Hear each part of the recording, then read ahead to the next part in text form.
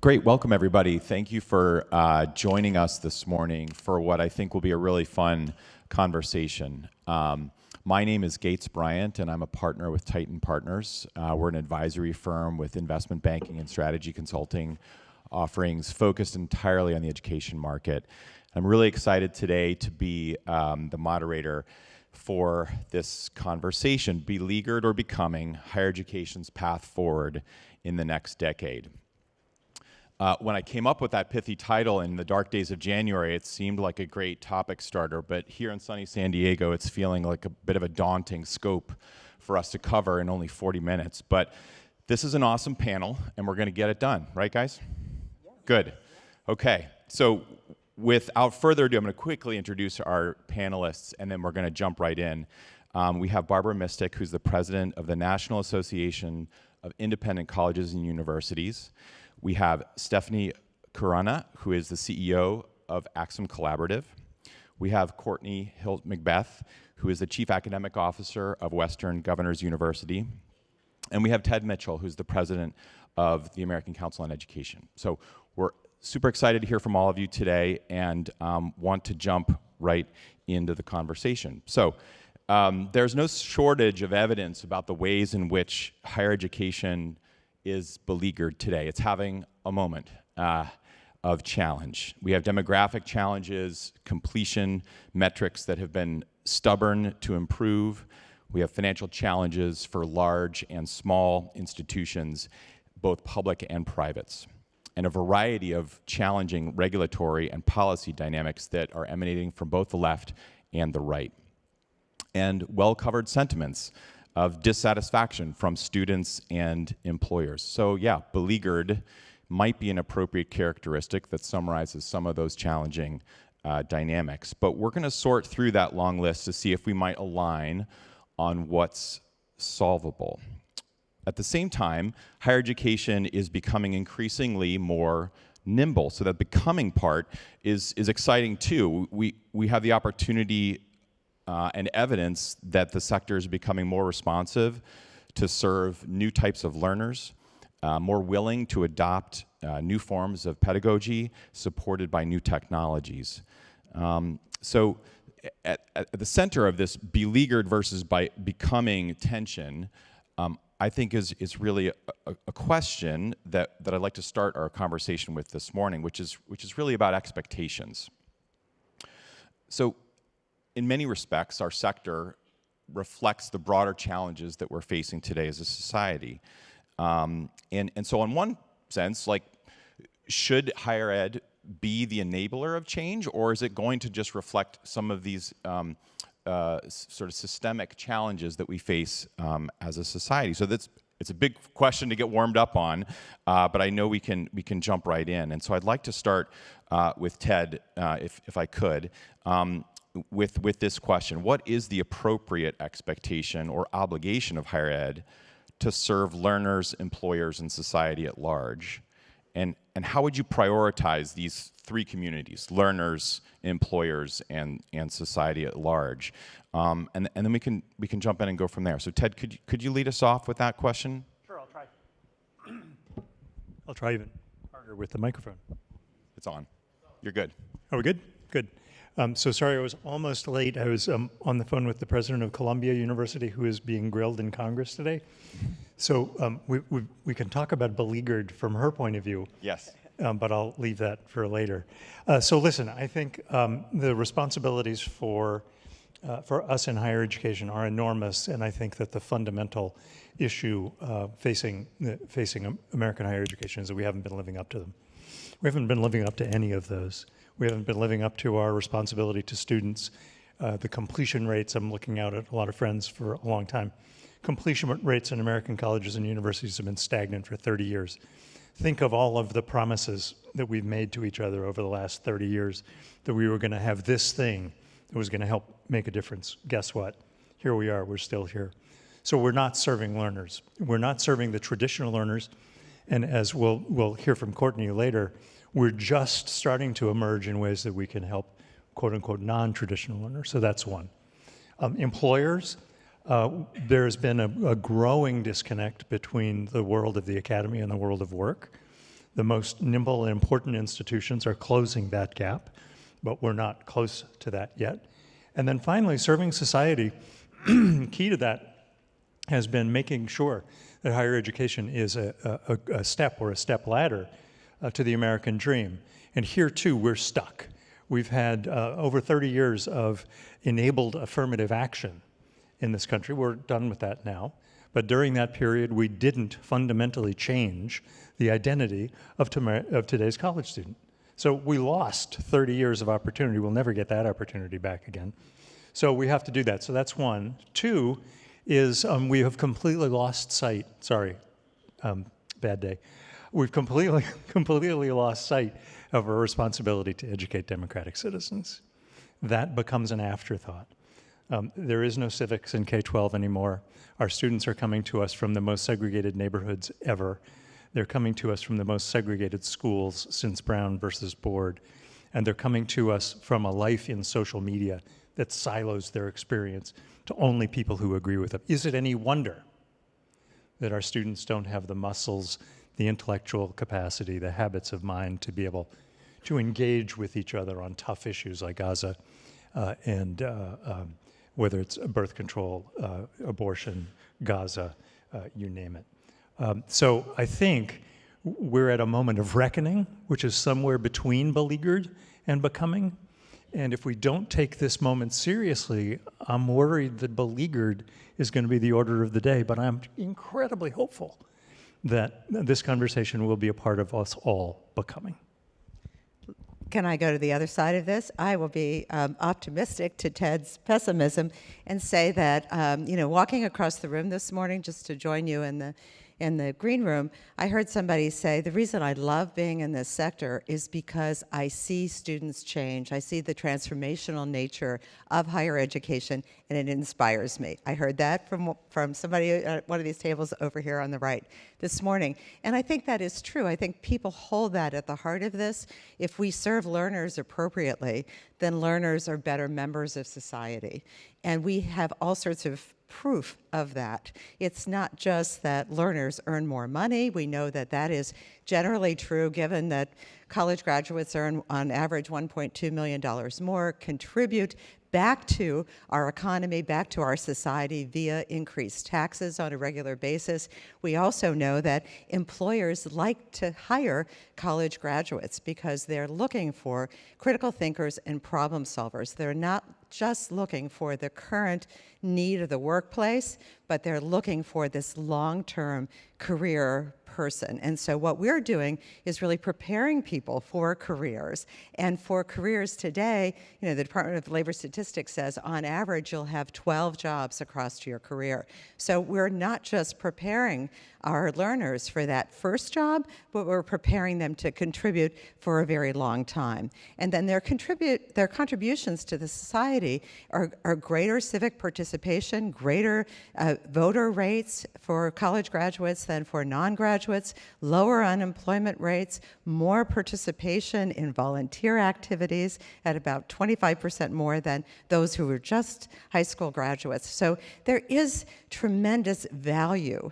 to a college degree. There is tremendous economic benefit to our society at large, and our society needs an engaged and educated workforce. So, I think those are the positive aspects. Are there challenges? Oh, yes. There are definite challenges. Would I say that, we're beleaguered and disappearing? No, absolutely, 100% not. So, and I would agree, Barbara, I think there's no question of the value. I think where we need to be thinking about is how to serve all students and honor that there's talent everywhere and provide models that provide access and persistence, completion, and workforce relevance. So I'm actually this is a great spot to be because my first so I've been at WGU 100 days, and I'm thinking about one of the most quintessential moments of my career was sitting on stage with Ted at my first WGU commencement, which was in Anaheim, California. We have 6 commencements a year throughout the country. And Ted, we gave Ted an honorary degree in honor of his more than 3 decades of experience. And what I saw looking out at the WGU student population, there were 10,000 people between the audience and the students. And in our School of Technology, we have more than 30,000 students in cybersecurity programs. And as Ted and I are sitting there in the Anaheim Arena, we're graduating our students. More than 50% are first-generation college students, and 62% of the students were students of color coming out of the School of Technology. To me, I sat there and thought, thank you. I thought back to all those employers that I've had conversations with that said, Courtney, how do we hire diverse talent into technology? Where are they? They're at WGU because we've provided an affordable, flexible, and personalized pathway that's very workforce relevant. And that's what we need to be thinking about, because talent is everywhere, and we need to ensure we have models to honor that and help students complete relevant degrees, be democratic citizens, and be ready to work in the workforce. Well, and I think, building off of this question of where are we in terms of beleaguered versus becoming, and this idea that it's just happening too slowly. And I think when you look at where innovation is happening and where it's happened in other sectors, higher education has not moved at the pace it needs to move in order to reach the students who could benefit most. And when we look at what those innovations have been, and even starting with the MOOCs was going to be a big revolution in terms of thinking about how do we have more access to courses. Well, it turns out that's not enough, and I think that's one thing that we're focused on at Axum, is thinking about how do we not just think about the students who are getting courses, but who needs them most, like the students who are in the broad access institutions and inclusive pathways, and that's over 14 million in this country. There's 1 million at the selective schools and probably a little bit less than 1 million in the online universities. And so what about everybody else who could benefit from the innovations of technology, and thinking about how do you catalyze change, not just in the classroom, but with the supports to the classrooms and the connections to the careers, and how can we innovate more broadly, and how can we do it faster? Because this problem can't wait, and as a society, we can't wait in order to solve it. And I think that's really where we could be becoming, and maybe AI can help be a great equalizer, but not if we don't focus first on the students who could benefit most. So you're going to hate this, but can I? Go, and then we're going to move to the next one. Go ahead. So I think what you're hearing, believe it or not, is that Barbara and I agree that if you're looking under a street lamp at the people who are illuminated by that lamp, who go to four-year residential institutions, other institutions, we're succeeding wildly. The problem is that that street lamp doesn't illuminate the America that we're growing into. And so what we're talking about is how can we innovate in ways that are hospitable to the new student or the renewed student, and will probably lead to some disruption and some positive innovation under the street lamp as well. We look back at Clay Christensen. This is his model, right?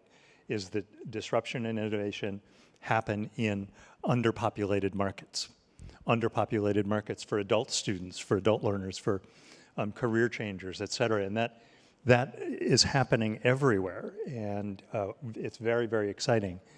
Growing that and helping to build bridges into the traditional college sector, that's the challenge of becoming. So if I could build on a couple of the comments that have been made so far around the path out of the beleagueredness, let's start with the solvable problems for the student, for the learner. And Stephanie, I'd like to ask you to start here. You said it's speed, it's pace of change that's sort of frustrating, I think, at this point in time. So pick one problem, pick a student problem. Let's just talk about it for a few minutes around how do we convert that from the problem that is today to something that's solvable. Yeah. So, I often think about what's the unit of change, and oftentimes students do help drive change, and students in combination with faculty members to think about what kinds of innovations do I need. And I think there's a lot of things that can be done in terms of how we're designing in the classrooms, whether it's how we're delivering courses through hybrid pathways, connections between high school and college. How do you actually think about ways to drive those innovations at the student level that help improve outcomes?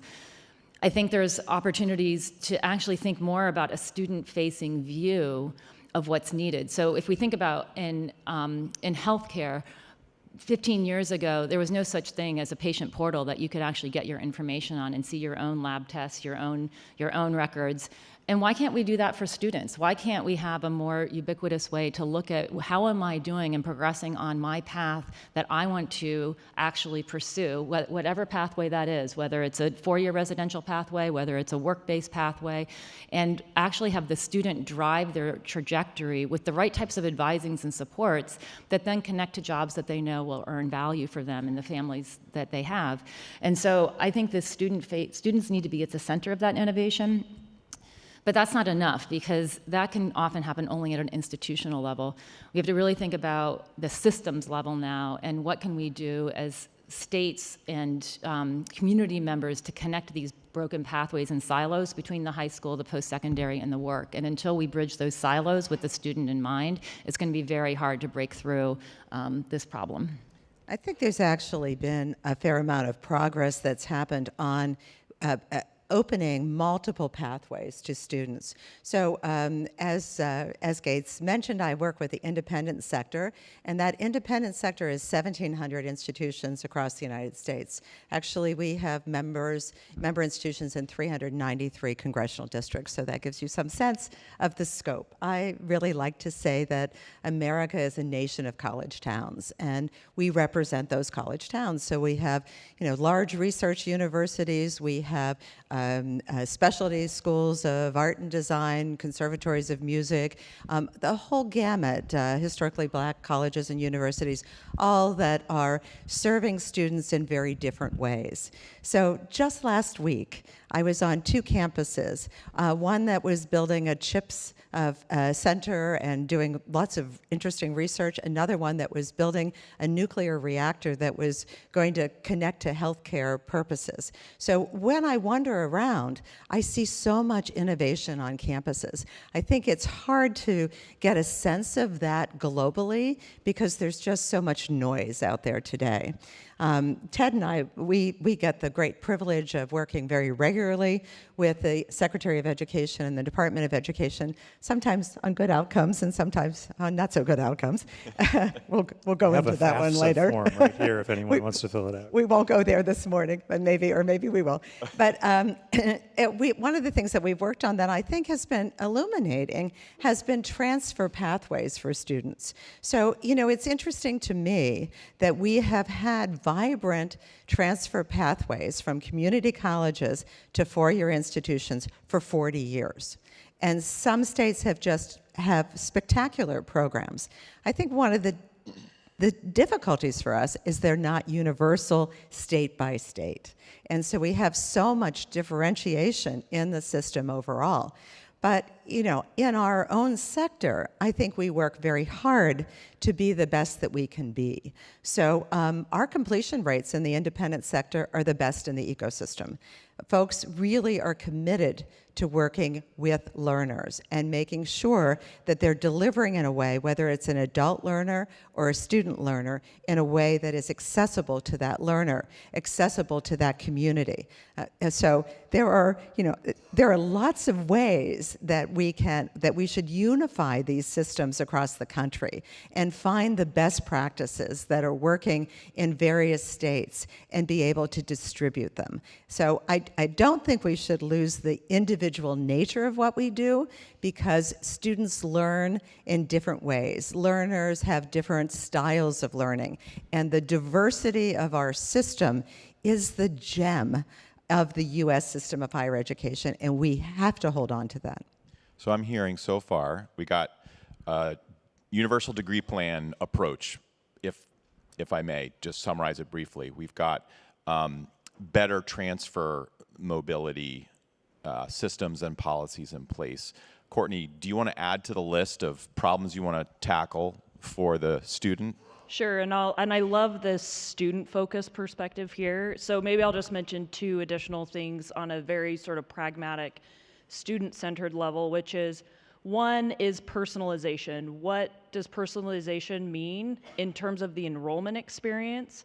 So when someone lands on our website, we want to be able to understand who they are, where are their strengths, what do they need to work on, and put them on the best and most low-risk path to succeed. And then once they get in the learning experience, using technology, a combination of high-touch human supports, both in mentoring and coaching and at the course instruction level, to really personalize that learning experience. So the human dimension, but also we're building the AI-assisted human dimensions and a way to provide a level of personalization to ensure that all students that come in can succeed, and using that predictive modeling to really help us do that. So that's the really that need of personalization and adaptation. And then, Barbara, I loved what you said in terms of like what evidence-based practices work that we can scale. Work-based learning, experiential learning is one of those strong evidence-based practices that we know does work. The problem is scale. So we are thinking hard about that, of what is the spectrum of the 3 to 5 types of work-based learning that we can then embed in our curriculum, make sure that it's part of the experience, scaled apprenticeships, and using that as a real lever and evidence-based practice at scale to ensure student success for everyone. Courtney, do you think that vision, or how might that vision apply to institutions of all shapes and sizes, do you think? I think this is a dimension where higher ed and we need all sorts of, just to be clear, we need our R1s, we need different size and types of institutions and that market differentiation. Institutions have built up very complex alumni engagement centers, very complex advancement structures, very complex government relations, all understandable. Why haven't we built up employer engagement functions in the same way to better connect? So there's some fundamental elements of how we built our institutions that it's no wonder we feel this disconnect from employers, and it's tough to get their input into our curriculum. It's tough to create this connection to clinicals and internships and practicums. And so those are some of the just inherent, at the very institutional level, elements that make it challenging. Okay, so we've put some problems out there that are mostly student focused that we might think about working to solve, that are solvable across the next decade.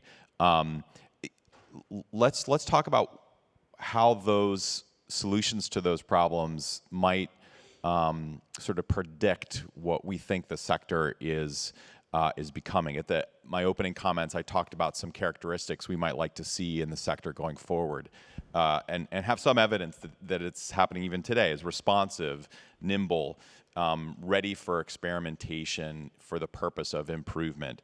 As a sector, you know, even as a system, we might think about what does a growth mindset look like for the system as a whole. And so in order to build that muscle, what do you all think we would need to put on the list of things that the sector should be becoming in the short to medium term here? And so, Barbara, let's start with you. And I know we'll have some different points of view about this because the sector is just not monolithic. Well, I think there are 3 real challenges for our overall ecosystem and for our sector as well today, and those are around access, they're around affordability, and they're around accountability. And those are all very fair challenges for our sector. One of the things that I think would make a difference in terms of what we could become is we could have better access for students by really having a focus on increasing the kind of student aid that will really help students. So we started several years ago, and Ted and I actually co-chairs at that time something called the Student Aid Alliance, a double Pell initiative to really increase Pell grants because they haven't kept pace with inflation over the last 50 years. We tend to start these government programs and then we just don't focus on them year after year. They don't have the same inflationary increases, and so they lose value for students. And I believe that part of the issue around being this beleaguered sense, is because there is a general sense in the public that a college education is not affordable. So it's not accessible, it's not affordable, we're not open access institutions. And I think that couldn't be further from the truth. I think we do, particularly in our sector, we want to be open access, we want to be affordable. But there are challenges to that. There are challenges in the changing demographics of students today. There are challenges in the number of low-income students that we serve. It might be interesting for all of you to know that the private sector, the independent sector, 38% of our students across the sector are Pell-eligible students. The public sector, it's 40%. So we're on par in each of those pieces of the ecosystem in serving students. So I think what could really make a difference would be a collective effort to double something like the Pell Grant, so that when students who want to access this experience and want to be active contributors to our society and to our economy, that they're not leaving with a huge amount of debt. And then, you know, part of the, I don't want to get started on this because I would take up the rest of your time, but the student debt crisis has been it's not just about the cost of attending college, it's been about the way that Congress set the interest rates and compounded interest over time. So it's so interesting to me. I just was at a dinner the other night and folks said, I don't understand how this is going on. And so I don't understand why these debt numbers got so high, and is it just because of what colleges are charging? And it's not. It really is because of this policy to compound interest over time. So it's the complexity here is great, and I think if we can parse this apart, we could actually have an undergraduate degree that you could access and leave without debt if we had something like a doubling of the Pell Grant. So I just, if you can, I have 1 second, if I could just ask for a show of hands, those of you who have had a Pell Grant in the room. I'm always astounded by the number of hands that go up every time I ask this question. And what we really need to do is to gather together. So in our coalition today, we have over 40 different organizations that are participating. We need more. It's a website, studentaid.org. You can take a look at that, or just Google Double Pell. That'll get you there. It has a Contact Congress link, but it is going to take collective action that is much greater than what the sector can do to provide the kind of access and affordability. So thank you. Big vote for affordable. That's a characteristic that needs to be clear on for the sector going forward. Ted, can I put you on the spot and ask you to speak to how the sector needs to become more accountable? Outcomes. And how might we do that? I mean, So for about 200 years, higher education has operated sort of with its own internal gyroscope, and it's understood its outcomes to be the ones that both Barbara and I talked about with slightly different valence. Community service, active democratic citizens, liberally, small l, liberal thinkers, taking in all points of view and coming to a conclusion, critical thinkers, people who can communicate and solve problems, and, oh, by the way, people who have qualities of leadership and aspiration and can help drive the country forward. Those are great outcomes. They aren't really measurable in any tangible way, and so we've started to slide our way into conversations about what outcomes should we measure. I think we should measure all of the aforementioned ones, but which outcome measures can we actually get our hands on? Those turn out to be economic outcomes. And so you have, every third person that I run into has got an ROI index of American colleges and universities.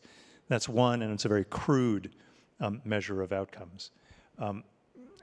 But that's about all we've got. Congress has proposed a number of different ways of holding institutions accountable.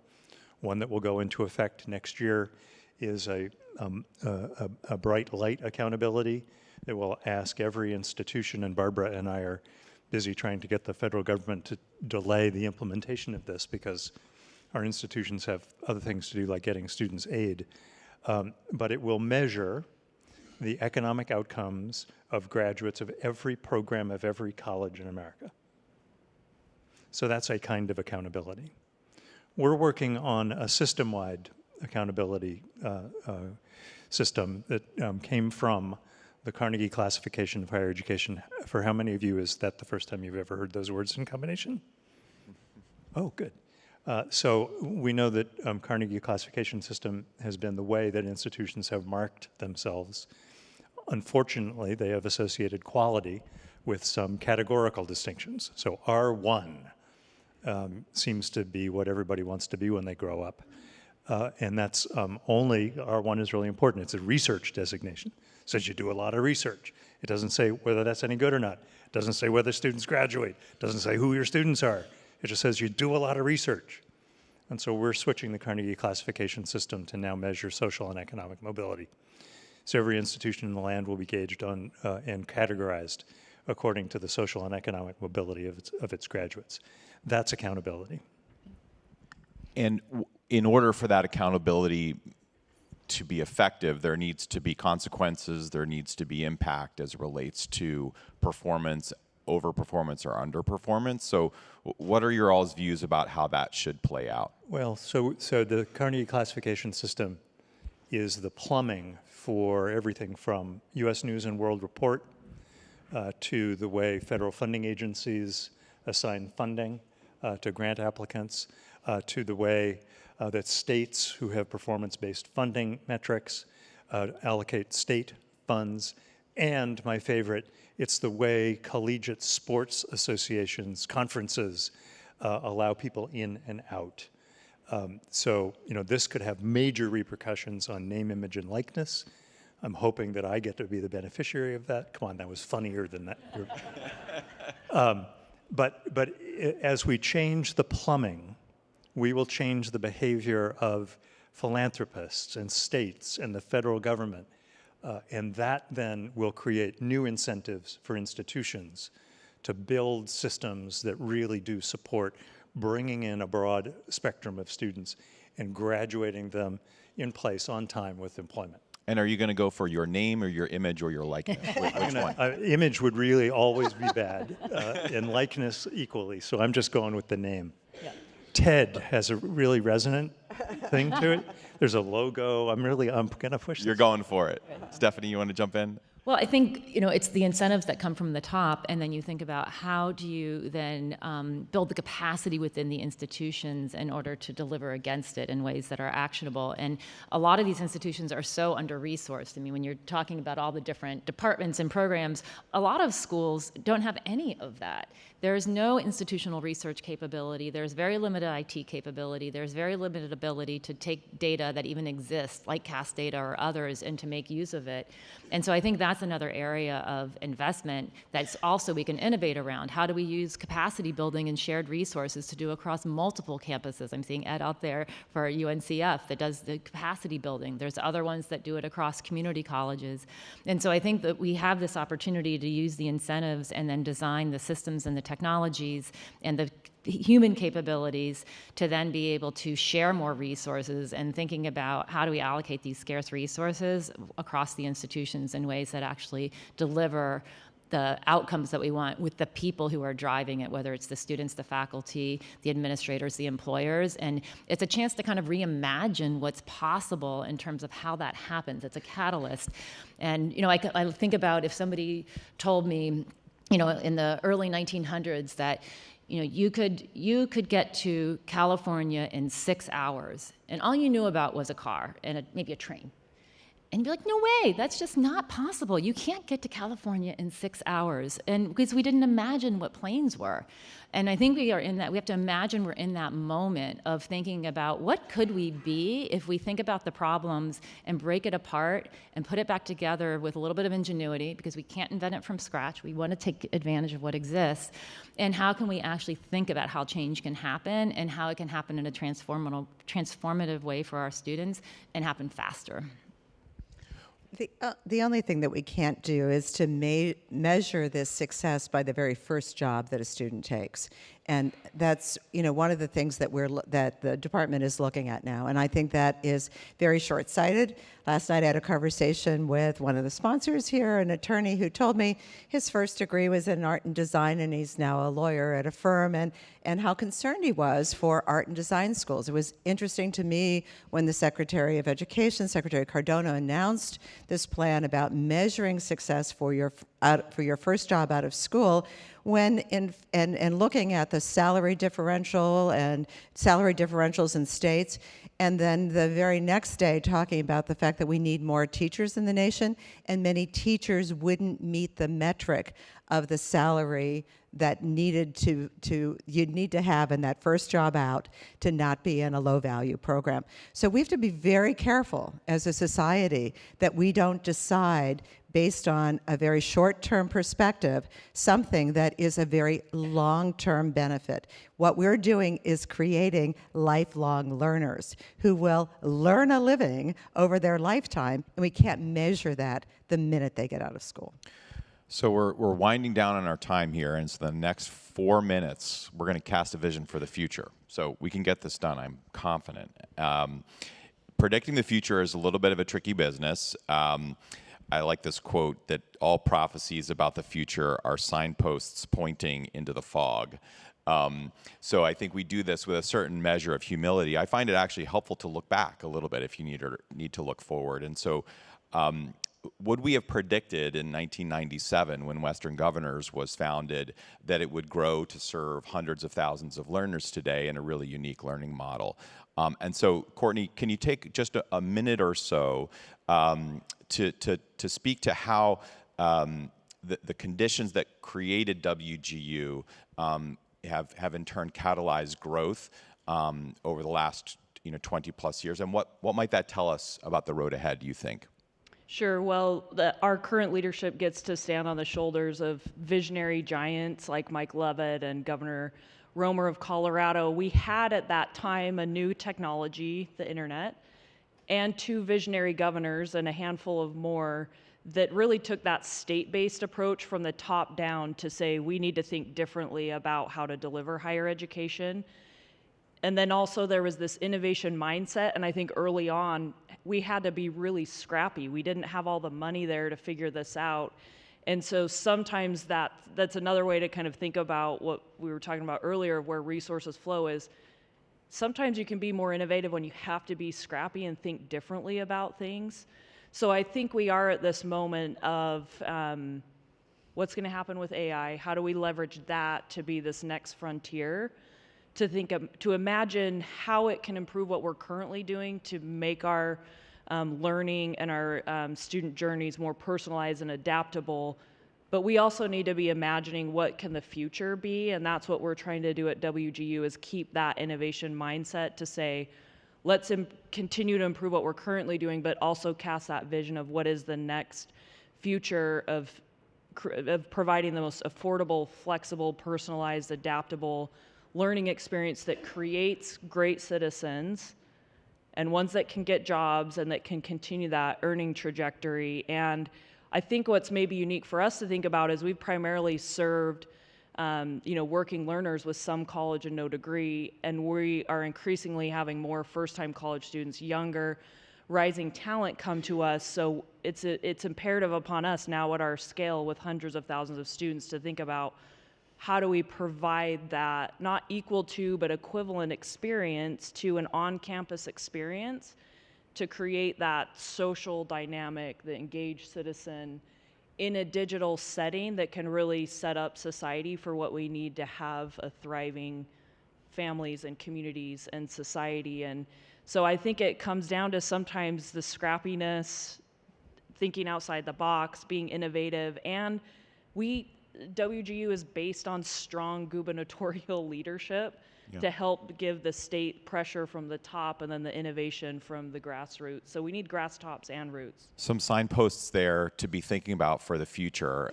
In the minute we have left, I'm just wondering if we could quickly go down the line and say what's one signpost that you think is pointing us toward what the future would look like So Ted, can we start for you? What's your signpost? Sure. Credit for prior learning. We've talked about transfer, but I want to expand that to talk about all the ways in which people learn and all the different portfolios of learning experiences that people bring forward. I think that the signpost for me of the future is that people will bring lots more of those experiences to us in traditional higher education and ask us to give them credit for it. I think we need to. I think that needs to be deliberate. There need to be guardrails around it. But in the same way that you wouldn't want to eat all of your lunch for the rest of your life in one restaurant, I don't think that you're going to want to collect all of your education for the rest of your life at one institution. Could we jump to Stephanie and then to Barbara real quick? Sure. So my signpost is connected pathways. There's no reason why we can't keep losing students from high school to post-secondary to work, and that those are clear digital pathways that students can feel they can see themselves in their own future, see themselves succeed, and where every student has a path and has a path where they believe they can succeed. And I think with that, we'll have a society that is brimming with harmony. I'd say keep the student and the learner at the center of everything that we do. And if we do that, we can recognize that the diversity of our ecosystem is really our strength, and we can support that diversity long term. Excellent. Can I concluding statement. get 20 Sure, go ahead. seconds? My signpost is, and I'm looking at many of you out here, we have amazing, innovative leaders in all of our institutions. So the more that there's market pressure and those levers of accountability for them to be able to move their institutions where they need to go, I feel a lot of hope on that front because we have amazing higher ed leaders that want to do well by the student. So we need to help them get there. Please join me in thanking our panelists for a great conversation.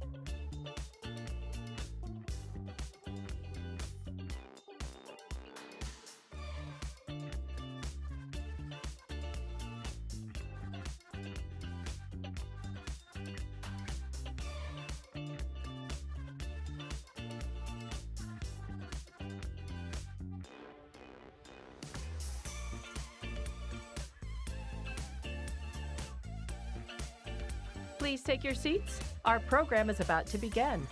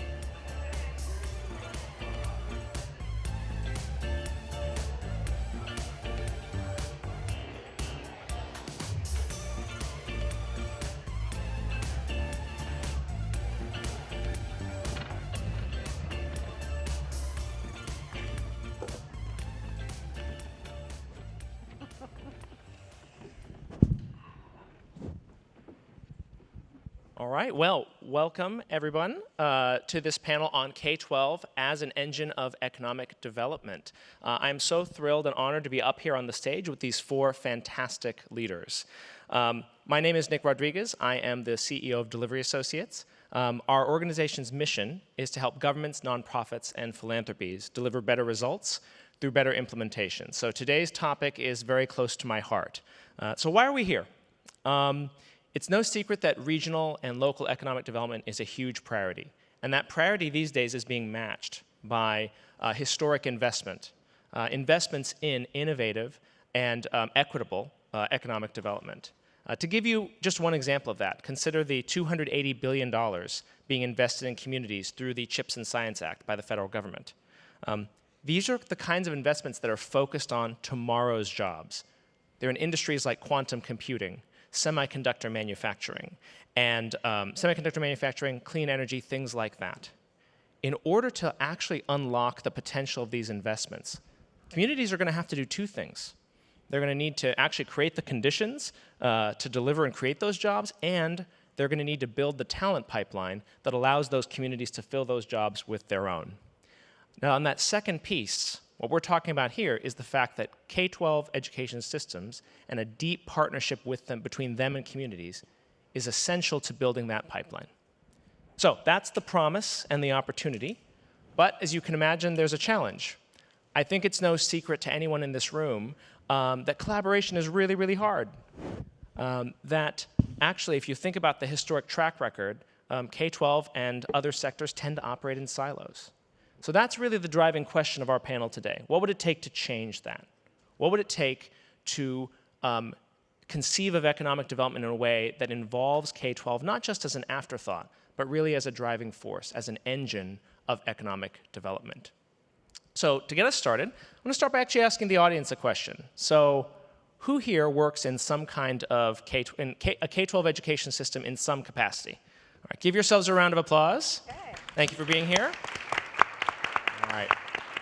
Who here works in a government but outside K-12, state, local, county, regional government? All right, give yourselves a round of applause, smaller but mighty group. All right, awesome. And then who here is from the private and nonprofit sectors, working alongside government but outside of it? Great, round of applause for all of you. All right.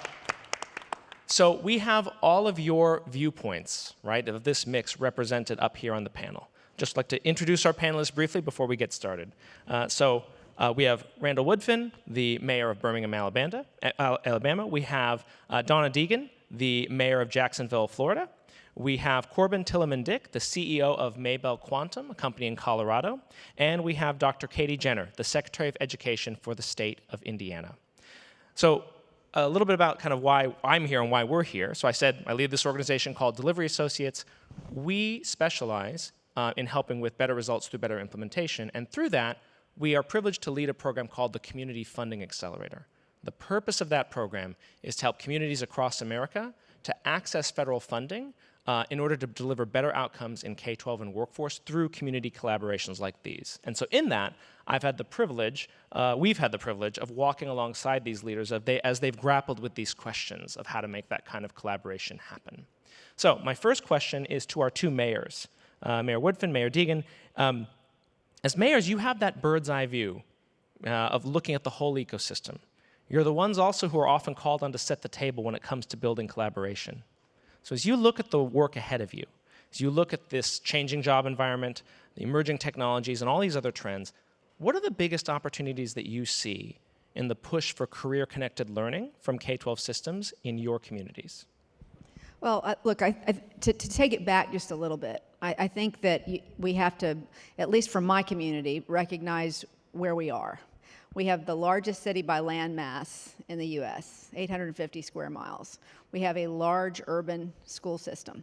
And so there are young people in our community that have had great access to all the tools and the emerging tools. And there are young people in our community that, frankly, have not had that.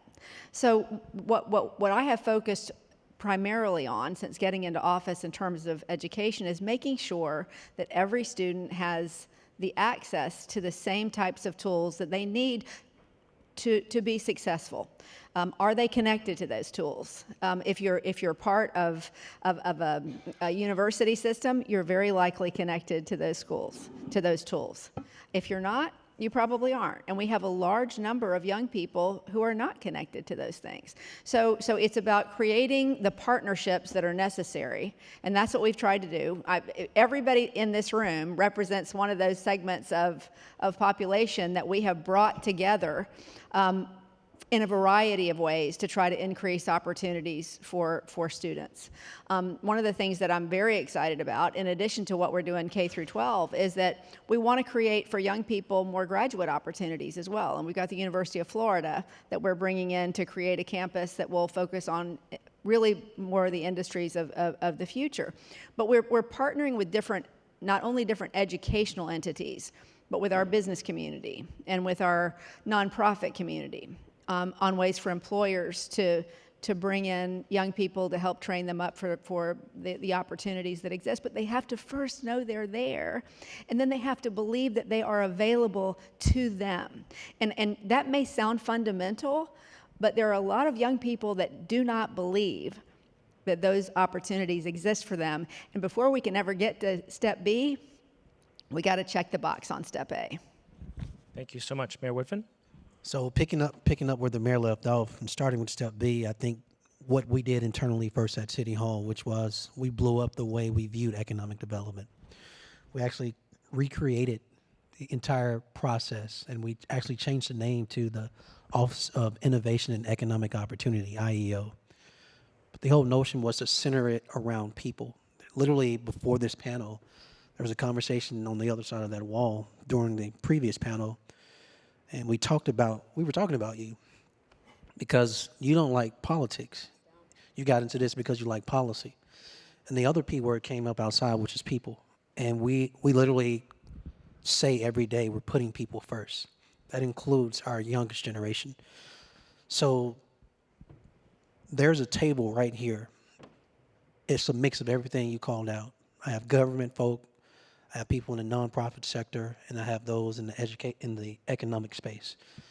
And this is a full delegation of Birmingham. They're here to learn and listen. And then we take back what are the best practices. But in that, going back to K-12, I think about the opportunity and exposure we want to provide of all of our children. And when I peel back the layers, it's the silos that have been the Achilles of our community. All the ingredients are there. There is no shortage of philanthropic, local foundations, nonprofits, employer opportunities as it relates to business, to hire the next generation of employees. But there's a disconnect. And so I feel that most of your question is around opportunity. Here's the opportunity. The opportunity is that not just the people you see here at this table, but people want to collaborate now. They now accept that silos hurt us. And so the spirit of collaboration is people are fully embracing. I think that is a plus. I think the other thing is we have a superintendent that wants to bring in industry and talk to employers, talk to CEOs, talk to the president of the 2-year college system, as well as the 4-year. For those who don't want to go straight into a 4-year institution, what are the opportunities we're creating for those to go straight into the workforce? Thank you. Thank you. Really, really appreciate that. And we're going to come back to you to talk a little bit about some of the examples of the work that you've done. But speaking of superintendents who want to talk to industry, we have here in Dr. Jenner, a leader of a whole state education system, who has been doing a ton on this work. And Dr. Jenner, you can say more about it, but you've been at the center of a push to fundamentally redesign how high school works and to rethink graduation requirements so that every Indiana graduate is ready for what comes after on day one. And I can only imagine the coalition you had to put together to sort of shepherd that effort through. Would love for you to tell us a little bit about that and what it's taken to keep that coalition together. So I appreciated, you can tell I have a teacher voice. I always come in strong, loud. I appreciated what the mayor said. And the first step is we need all the key people, the key change agents at the table. That includes education, nonprofit, city leadership, philanthropy. And that is really the synergy that has allowed Indiana to move with a level of urgency that is exciting, quite frankly. And we're not only looking at our school data, but we're looking at our economic data, comparing the two, determining where is the common ground and the opportunity, and then let's drive that hardcore. So a couple common ground pieces in Indiana include our business and industry loudly, and it's been repeated all over this conference, is talking about skill development. Well, when you talk to teachers, educators, parents, they're also talking about skill development, common ground. The other is we have yet to find one person in Indiana who has said that the 4 years of high school is as valuable as it could be. So let's take those two common ground pieces and start driving forward. So in Indiana, one example of this, and I know we'll talk about a variety, but one that I'll elevate is we're not only looking at the asset map around our country and our states and learning from others, but we're really looking internationally. And one of the models that we've really started to study is the Switzerland apprenticeship model. And we are studying that to the extent that just this fall, as an example, we took 120, Fortune 500 CEOs, Fortune 100 CEOs, presidents of colleges and universities, the Speaker of the House, the President of the Senate, other key legislators, a number of other people, like the key change agents, K-12, right? The key change agents all went to Switzerland together to study their apprenticeship model, not to bring it back exactly, Switzerland to Indiana, but to really understand how did they build this over a 30-year period so that their business and industry is driving this forward and really partnering with education in a way that they're not doing it for corporate social responsibility, which, by the way, is not going to work when we have an economic downturn. They're doing it because they see the return on investment when they invest in 11th and 12th grade students and start developing and working with schools to develop those skills and kind of really light that fire of purpose in what kids could do in their future. So that's one example. So we're looking at the data, finding the common ground, and we're not messing around. We're getting after it, and we're building. I'm going to go work for please, her. yeah. I'm going to go work for her. I know I'm not I'm running fired for up. election, but thank you. No, but her point, Vote for you. the Switzerland model, I'm glad you took your entire team to be exposed, because in 2018, we went to Germany to actually, we spent 8 days there examining their model around apprenticeships. We have to expose our high school students early, not when they finish high school. They have to, while in high school, they should be leaving high school early to receive high school credit hours for working.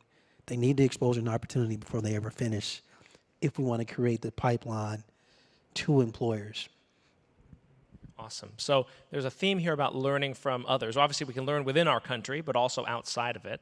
Some really interesting examples there.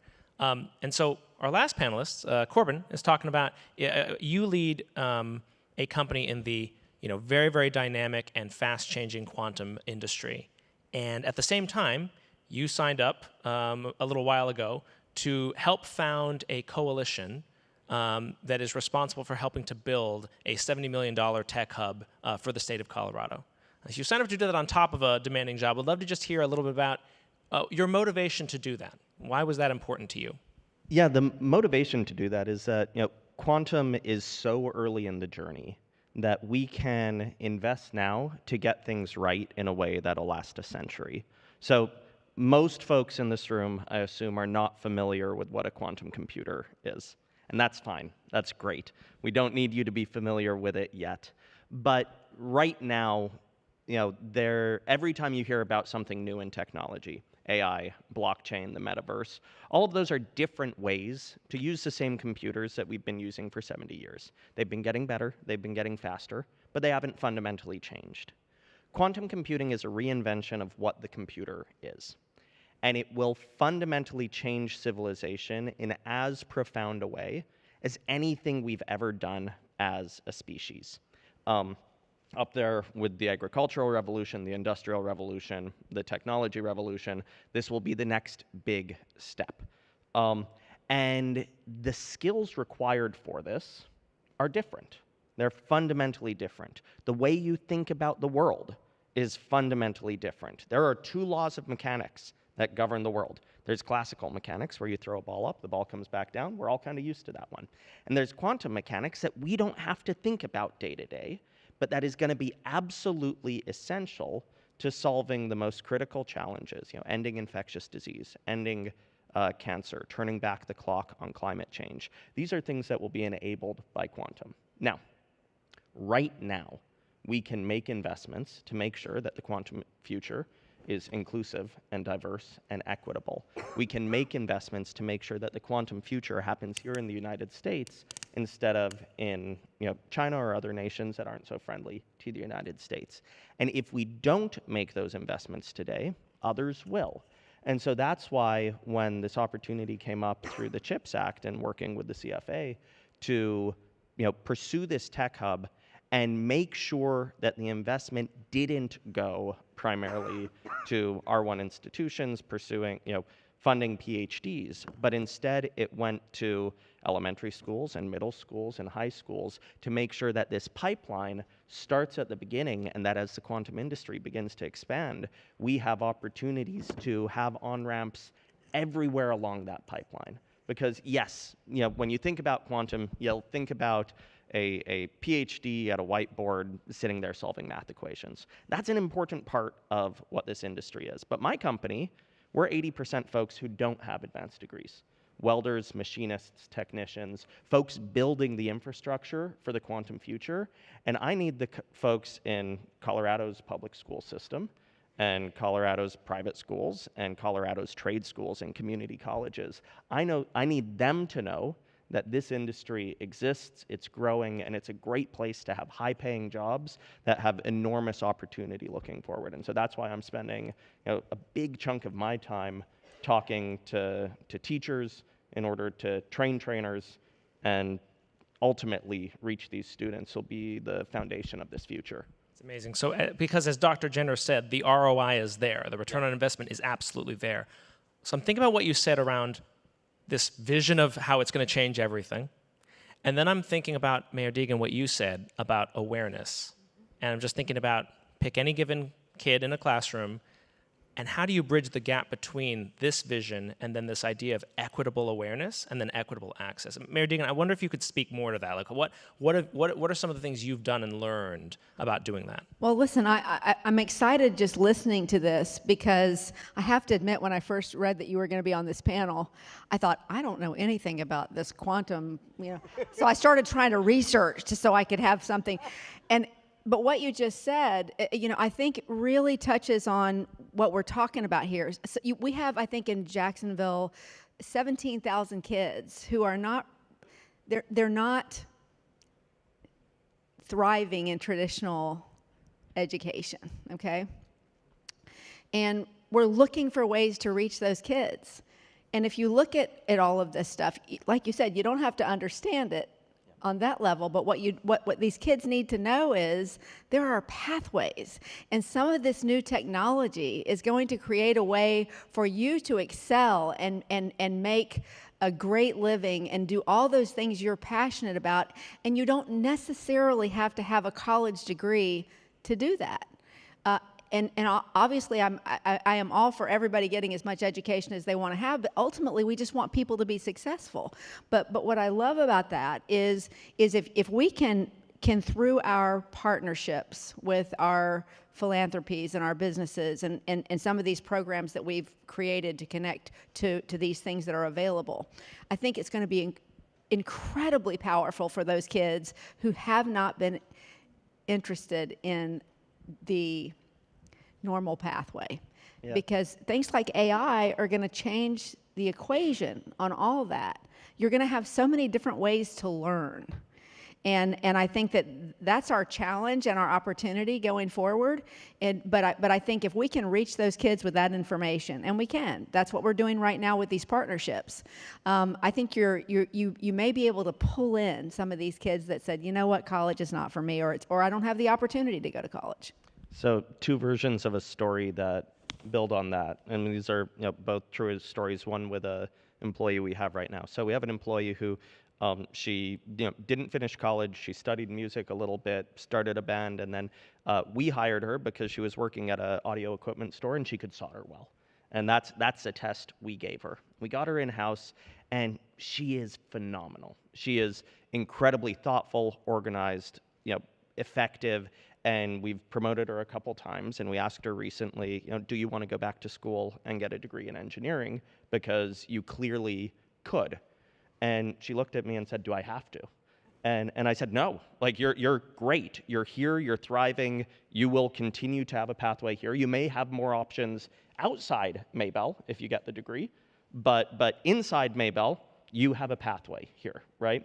And she's still here. I absolutely will encourage her to go get a good degree if she wants to, but until she does, I'm going to take full advantage of this brilliant, effective member of the team. There's a program in Colorado to train optics technicians. It's one of the first quantum technician programs in the country at Front Range Community College. And I was talking to the woman who leads that program, and she had a student who she was really excited about. He'd come in, Latino kid from Denver Public Schools, and he was super excited about quantum. And he went back and told his parents what he was doing. And for them, it felt like he was saying he wanted to, I don't know, trade Bitcoin, something like that. It felt so foreign and so different that they dissuaded him from doing this. And he still went to Front Range, but he's working in their carpentry program, which is a shame for quantum because he could have been phenomenal here. So your point about early awareness of these opportunities, early awareness of these pathways, it's so essential, and it's why conversations like this that bring together government, industry, the education infrastructure are essential to making sure that as we go into the future here, we have the workforce we need to thrive. Mayor Woodfin, want to bring you on this and thinking about this question of kind of access and equitable access. I know that through the work with Community Funding Accelerator, you recently supported your city in an application for the Recompete program, which is a large-scale economic development initiative focused on historically underinvested communities. A lot of work, a lot of collaboration. What caused you to decide this is something to prioritize with my time and energy? Yeah, so 3604 24th Street North is my address as a kid up until the age 11. And when I was running for mayor, I went back to the community I grew up in. I saw with my own eyes how distressed it was, how underserved it was, how in this geographical landmass, you have a deficit of everything you can think of. And on top of the deficit of basic services for citizens, air quality is bad. Surrounded by train tracks. Considerable portion of this area of town is in a floodplain. And so every disadvantage you can think of existed in this footprint. So for us, it was a no-brainer that you still have families who live here. You still have seniors who live here. You still have families with children that live here. And you still have elementary schools that are here. And so people deserve opportunity, and they need opportunity. And so applying for this grant was simple for us. It was people-centered. And to make sure that people live here not only not felt left out or continue to feel left out, but provide and create that opportunity. And if we get this grant, what I believe it does is provide the opportunity to create high-paying quality jobs for the folk who live right here. At the exact same time, there's a wraparound piece. These same people that will be working have families, and so you have this question of childcare, this question of transportation to get from point A to B, home to work, work to home, whether that is more bike lanes, whether that is other forms of transportation to make it efficient and improve quality of life for people. But the through line is, are we creating opportunity right here where people live? And we believe with this grant, the answer is yes. And so there's some team members here that are leading that effort. I don't take credit. I give them the credit. We're excited about the opportunity. We think our grant will be competitive against others that are applying.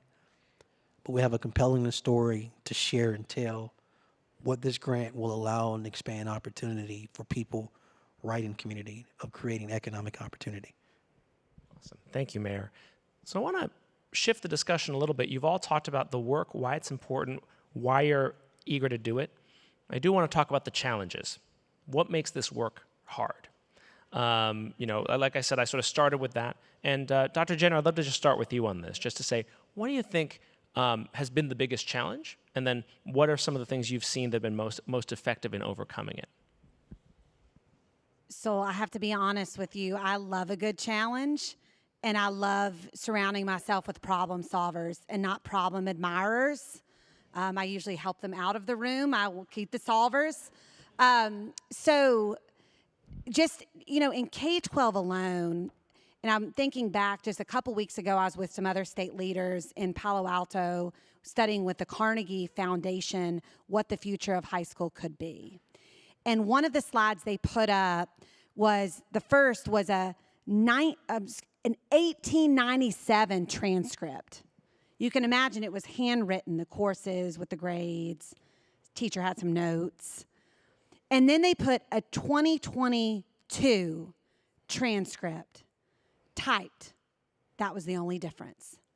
And you think about how quickly the world around us has changed, and K-12 has not changed very much at all for over 100 years. We know that. We've been talking about it, but now we have to start doing something about it. And so in Indiana, we had not had a major restructure of our high school diplomas since the late 1980s. So we're undergoing, it's a massive restructure, quite frankly, and a high level. We're in the midst, by the way, of 4 months of public feedback, and we will have these affirmed by December of this year. That's required by state law.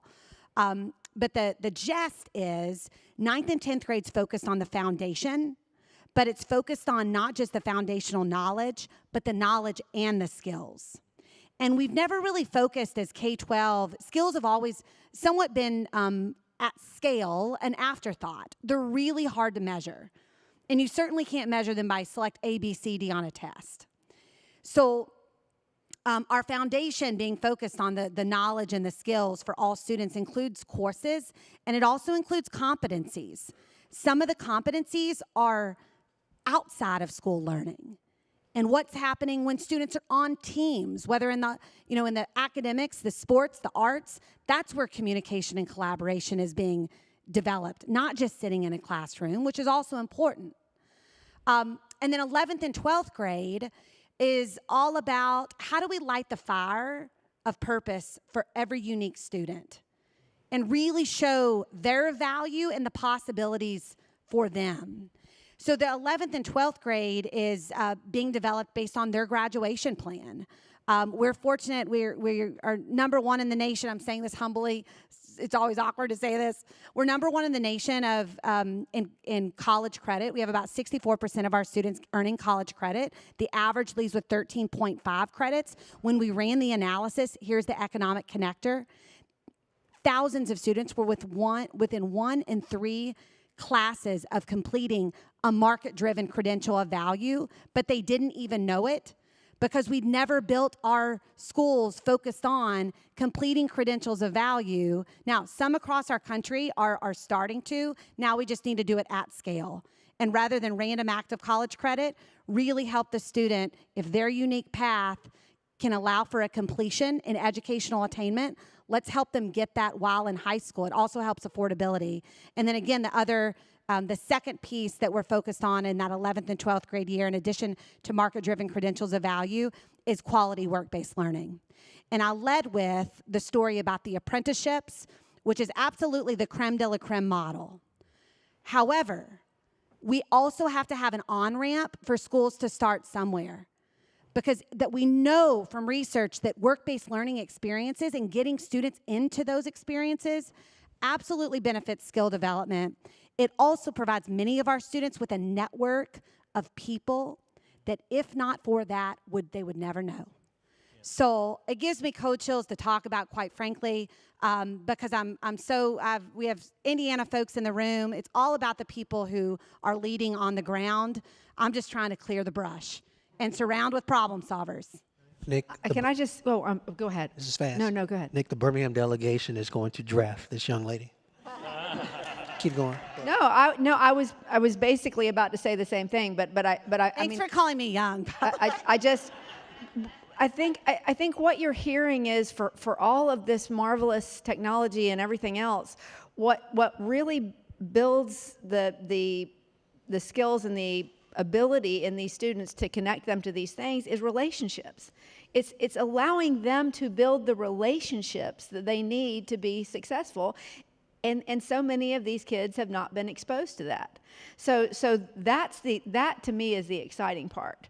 To be able to connect these kids with the relationships they need to be successful and to build the confidence that they need. Otherwise, they're not going to consider themselves as part of that equation. I mean, I think we probably all on here know of a ton of wonderful programs that we have that we think are great at we have a Mayor's Youth at Work program that has, we have a coding camp, and we have the ability to connect kids with our business leaders who may bring them in to connect to an industry that they're interested in or one that we'd like to grow. But at the end of the day, it all comes down to fundamentally relationship building. And we've got to take the time to do that. I'll just add to what they both said. I think, Nick, the question centered around challenges. So I don't ever want to give a challenge without giving a solution as well. So I'll try to do both quickly. I think one of the challenges is counselors in high schools. I remember my high school counselor, I had to go to them. And, I feel like this many years later, counselors the model's still the same. Counselors as it relates to not the teacher, not the principal, not the parent, but literally guiding a young person on a simple question or questions. What is your interest? What is your passion? What do you want to do next? That conversation should not start the spring semester of your senior year. So what does that conversation look like earlier as a freshman, and going through, as she said, the actual plan, an individual plan for the young person? So that's a challenge, but I think the solution to that is not just the principals, but the superintendent saying we need to change our model of how our counselors engage students, not just when they become a senior. So that's one. Two, we have positioned ourselves or conditioned ourselves to believe every young person should go to college, a four-year institution. That's just not true. And we need to get away from that. Because if you're requiring an ACT, then you should at a minimum require some form of a trade for those who aren't going to a four-year. Either way, the young person is set up with an option of what to do next. So this alignment between career technical education and a two-year system, as well as a four-year institution option, there all need to be options, but if you're going to make one mandatory, You should make all mandatory. So every young person, the day after they walk across the stage, they have a plan when they walk out of those doors. So I've heard from Dr. Jenner, from our two mayors about kind of ways K-12 needs to change in order to meet the moment. I'd love to get your perspective on this too, Corban. What, from industry perspective, what does the quantum industry need from K-12 schools? Yeah, so the challenge we face, I think, is different in many ways, because my first challenge is when we start the conversation with a school district, they don't know what quantum is, right? And I'm looking at this industry that today I employ a few dozen people. By the end of next year or year after, we'll employ a couple hundred. But it's very clear to me, based on the growth rate of this industry, that between me and my peers across the Colorado ecosystem, by 5-10 years from now, we're going to need between tens and hundreds of thousands of people with skills that don't exist right now, or employing skills that do exist to this new industry, right?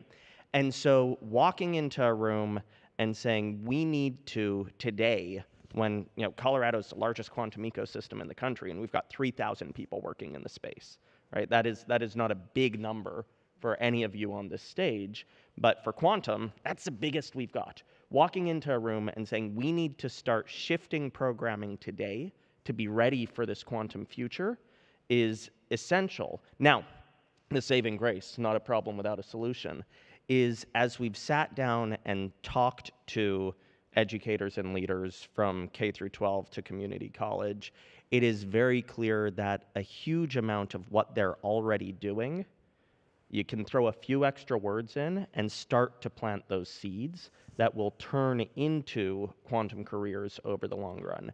And the thing that's really excited me about working with the K through 12, the school districts across the state of Colorado, is it is easier to get them. These are folks who are used to seeing the problems and seeing the potential of the students and helping them see this vision, understand this vision, and join in preparing students to embrace this vision. It's actually been one of the most successful things we've done at Elevate Quantum, and candidly, in large part, thanks to Delivery Associates. We've been able to get a whole bunch of educators and counselors and others involved in this industry at the very beginning, so that I think we will have a workforce that's ready for the quantum future. Thank you. Well, so we're coming up to the end of our time. I want to have a last question for each of you, about 30 seconds apiece-ish, a sentence or two. But it goes back to where we started, with the audience that's in the room and the people they represent. So each of you have been on your own collaboration journey, and you've been successful. You've done some really important things to break through barriers. What advice would you go back and give your younger self starting off that journey, to your counterparts in the room who are trying to embark on similar journeys to create these collaborative ecosystems? So, Mayor Woodfin, maybe I can start with you. We can go down the line. Younger self. Ambition needs to be balanced with purpose. And you can never get there alone. So at an early age, I would just simply say that the ideas you have, the passion you have, surrounding yourselves with other like-minded individuals gets you there faster. And being really keen on purpose, but having a clear vision. Within that vision, I would say you need a plan. But your plan doesn't work if you don't have people to actually help you with that plan. So collaboration early, team early, and communicating with folk and getting beyond differences to get to solutions. That's what I would say to my younger self and others that are younger. Thank you. Mayor?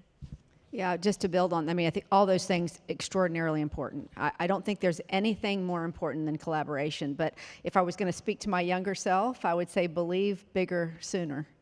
I think everything is possible. Everything is possible when we collaborate and when we are intentional and we put a process together to make it happen. And I think that so often when we see these, look, there's a lot of challenges in K-12 education right now. I'm so grateful for all of you. educators in the room. I know how difficult it is right now. I absolutely know that with collaboration, working together, we can solve these problems. We just may have to take a fresh sheet of paper and all sit down together and start over and find out where we are today. Thank you. I want to tell myself that it's going to be okay. Like, leaving the career I had before, I was a partner at the Boston Consulting Group, and things were going pretty well there. And that job was safe and it was interesting, but it didn't feel important. And leaving to found Maybell and be part of building the foundational layer of this industry that I think will be so transformative for civilization was terrifying. But seeing what we've been able to accomplish over the last 3 years, seeing the ecosystem that's become part of this journey has been incredibly rewarding and gratifying. So I'd just tell myself to calm down a little bit. Thank you. Dr. Jeanne? This sign hangs on my office wall. It was gifted to me, so you can tell I'm in my head a lot. But it's don't let the perfect get in the way of the good. That delays so much progress in our communities and in our country because we wait, especially as an elected official. There's so much pressure, and in roles, public roles, right? And when you run a CEO company, there's so much pressure to get it right. But sometimes, if we just go after the good and we're willing to learn from the mistakes and keep after it, that's even better. So don't let the perfect get in the way of the good. We've got to get started and get rolling. Awesome. Well, so a few words I'm coming away with: the importance of awareness, the importance of letting people know, spreading opportunity, the importance of creating shared spaces for collaboration, of learning from others. And then you said it, Mayor Deegan, it's all about relationships, which is interesting because we're all about futurism here. We're about technology and innovation and all those things. It's very on brand for ASU GSV. And yet, you all kept coming back to human factors, humans collaborating with humans to make this work happen. I'm reminded of a quote from a legendary environmental justice activist, Lois Gibbs. And she said, if you think you can deliver transformative outcomes without collaborating, you should totally do that because it's a lot easier. And I think that we all are here, because we know that in a lot of ways when it comes to outcomes, the low-hanging fruit's been picked, the non-collaborative stuff's been done. And what's left is the hard work that you all have been doing to really think about building up and forming these relationships and partnerships so that we can take things to the next level. So you've shared so much wisdom with us today. Audience, thank you for being here. Please join me in thanking our panelists.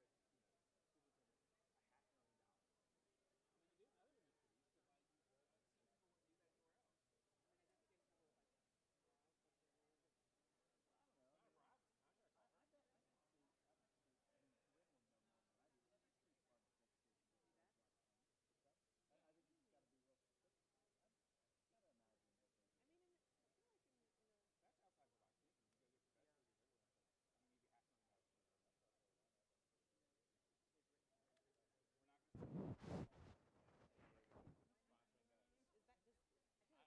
good. We are growing, and that's doesn't stop growing. It's in a good way. Like I'm just like, oh, it's time at some point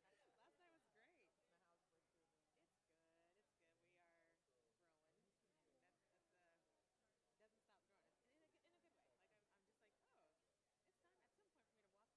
feel like does that exist? Y'all are year round, right? We are, but I think 2 or 3 years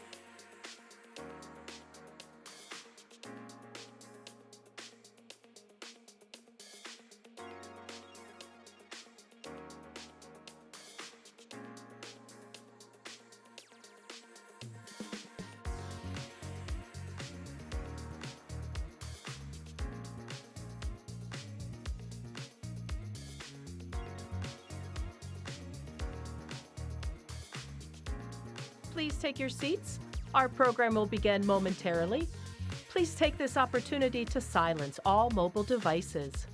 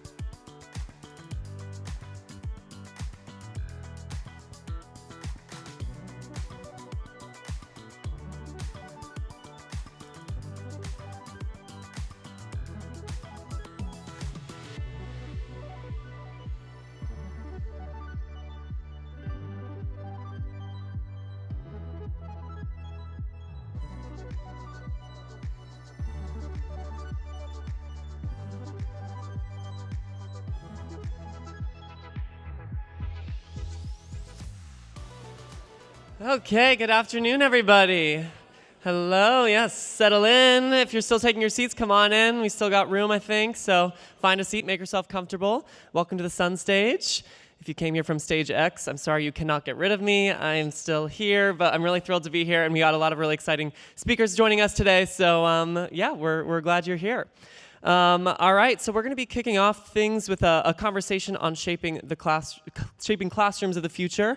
I'm going to be handing things over to Sherman Toppin. Sherman is an attorney with Toppin Law.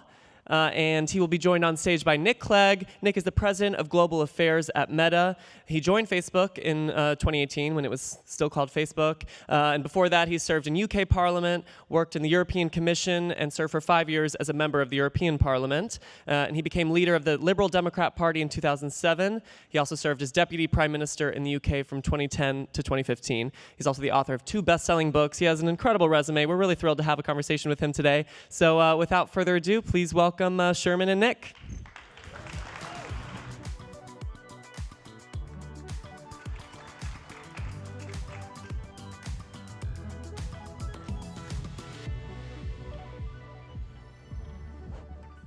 Well, how's everybody doing?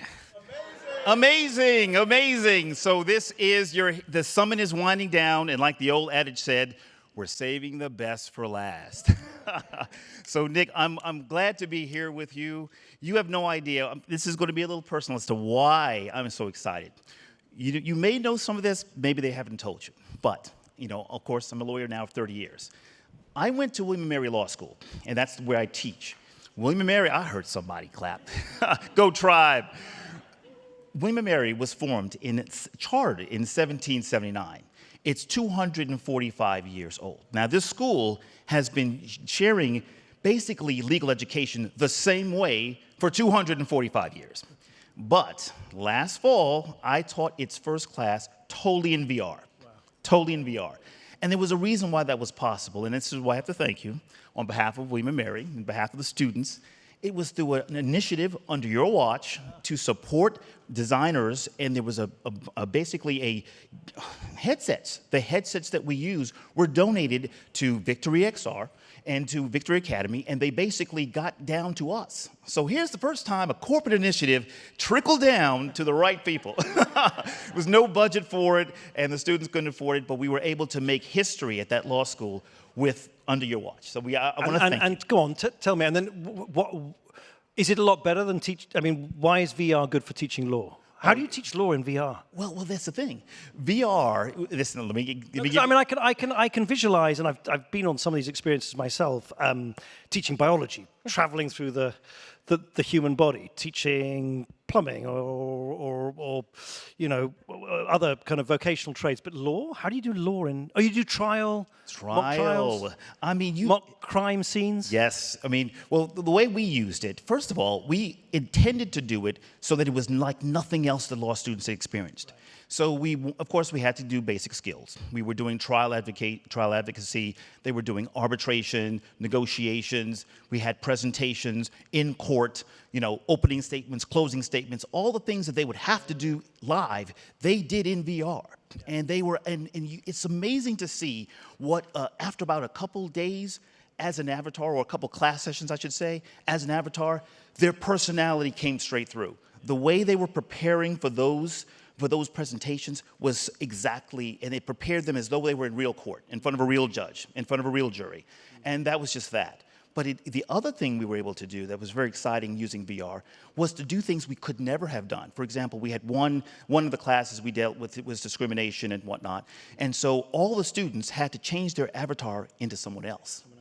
And we had exercises where they had to be the person who was discriminated and actually, so we have found all these very useful ways, things we couldn't have done. There was one case based in the desert. We did the class in the desert. This fireside chat, we would have a fire right here, and we would do the whole thing that way. But so it was exciting to see, and our class, once it hit the register that they could register for it, it had a waiting list in one day, and there's a waiting list for next time I do it. So I'm happy that this technology is available. Legal education has been very traditional. Technology has not been known in law, but it will be. And what did your fellow academics and lecturers and teachers, did they think you were kind of crazy trying it out? Yeah. Well, I'm crazy, so that's. And what do they think now? Well, they looked at the class, and even my professor. So I'm interviewing you now. You realize this is all backwards. This is all backwards.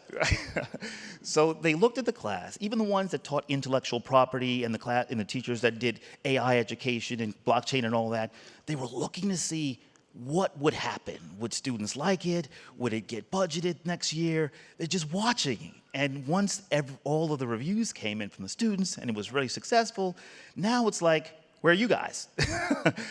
There's 70 professors or more there, and I'm still the only one that teaches with VR. One more question. And academic performance, have you seen a difference in terms of? Well, they all passed. Of course. No, but they would have passed anyway. No. How do you detect? How do I measure? Yeah. Well, there's a couple measurements. All of the measurements, all of the assessments, if you will, were done in VR. They were avatars. Everything they did. So what I looked at is I gave the students a choice going into the final exam. You can do a traditional final exam where you're graded on your performance, just as you would in the bar examination or your other classes, or you can choose to do a complete VR presentation as a lawyer in the metaverse. Every single one of them chose that path. And every single one of them were so impressive. You would know that you were watching avatars practicing this way these students were. And so I know that I know that it works for legal education, and I want to see more of that in our law school as well as others. But part of what makes me excited about this is really what I want to talk to you about. So here I am. 2 days ago, there's been an announcement from Meta to help educators like me. And I wanted you to talk about that. Like, what is this announcement, and how can it help educators? Yeah, sure. Just hands up those of you here who've tried any of these headsets at any point. Oh, great. So, and hands up how many of them tried it here. Oh, great. Well, I'm so delighted. So, okay, so most of you know what I'm talking about.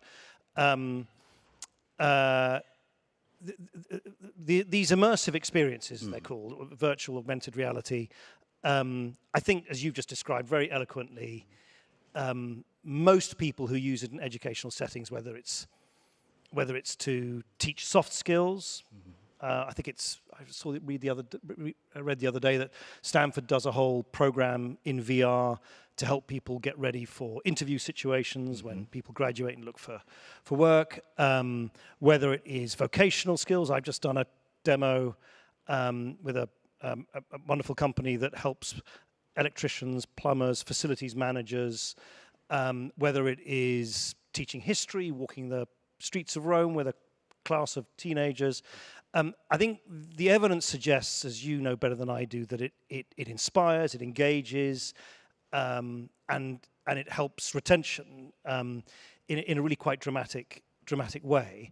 But what we keep hearing at Meta from you, and we're very interested to know whether any of you have experienced this, is that the technology, whilst it's got great potential, and it seems to have great use cases for education, is still not as user-friendly as it should be. If you're a teacher looking for content, virtual reality content, to teach history, to teach biology, to teach whatever languages, it's just sometimes really difficult to find the content in a properly organized and curated education VR app store. And secondly, that if you need to sign in and sign off each of these headsets individually for each student or learner or pupil, it just becomes really cumbersome. You spend you spend an hour just getting people on and off the devices. So you need to make that more simple. You need to make sure that the headsets, however many there are, 3, half a dozen more, are basically workable out of the box straight away. And thirdly, this is what we hear, and again, very keen to know whether folk here feel the same, that teachers and educators should have complete control and visibility over what content is being shared, what each individual pupil, student, and learner is experiencing. Total control, transparency, and visibility. And at the moment, the way that the technology is configured, the way it's architected, there's just too much friction. There's just too much hassle. It's difficult to find the content. You've got to sign people in and out individually.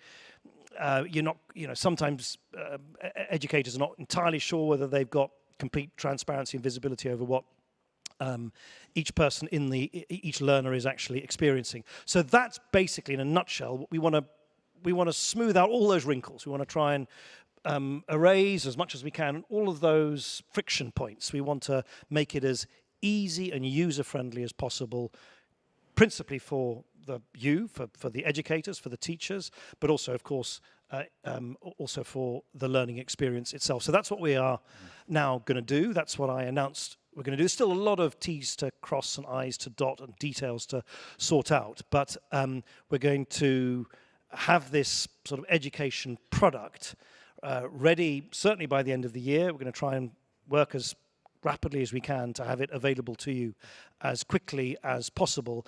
And it's very analogous to what Meta did as a company to encourage to help people who want to use these headsets in the workplace. So if you're a legal firm and you've got offices all around the country that you can, I meet, and have done for a long time now, I meet my team that work for me, and they're dispersed all around the world in the metaverse every Monday morning. I put my headset on, I'm either in Silicon Valley or I'm in London, and my team, which is in all different hemispheres of the world, we sit around a virtual table.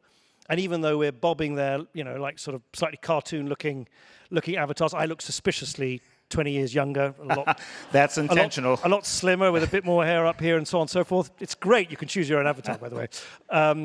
But the amazing thing, as you know, is, and for those of you who haven't experienced it, if you just do that, if you just arrange to meet your colleagues or meet your friends or whatever, it's extraordinary how you really do feel you're breathing the same air, even though your brain's telling you might be thousands of miles apart. And if your neighboring avatar moves that way, you kind of move that way as well, because that's all. That's the sensory perception that you think you are right adjacent to those people. And I think when we chatted earlier in the day, a real telltale sign for me at least is. I spend, like I guess many of you do, a lot of time on Zoom calls, and I find myself by the end of the day, I really feel the strain on my voice, because as if I'm trying to talk through that screen to the people I'm speaking to, who you sort of see in those kind of lined up passport photographs. There's just a strain on your voice. And then the moment I have meetings in virtual reality, my whole voice relaxes, because I feel I don't need to project myself. I'm right there. And that's the whole point of it. It's the whole point of this technology is that we move from sort of looking at screens and sort of looking at the internet to being in it, to being in an environment, a virtual environment together. And that's in a sense, in a nutshell, what it's all about. And it's why I think it has such powerful educational use cases, because, for instance, I mean, it might be here. I was chatting to someone earlier today, was saying that with languages, there's quite a lot of evidence that people who are sometimes quite shy and reticent about trying out a language in person, for some reason, when they do it in virtual reality, they just feel much more happy to kind of have a go and make mistakes and not feel embarrassed about it. So I just think there are so many use cases. We at Meta, though, from all the feedback we've heard from people like you, Sherman, and many, many others, is we just need to make the product simpler, easier to use, out of the box, full transparency and control of the content that is chosen and provided by teachers to learners and so on.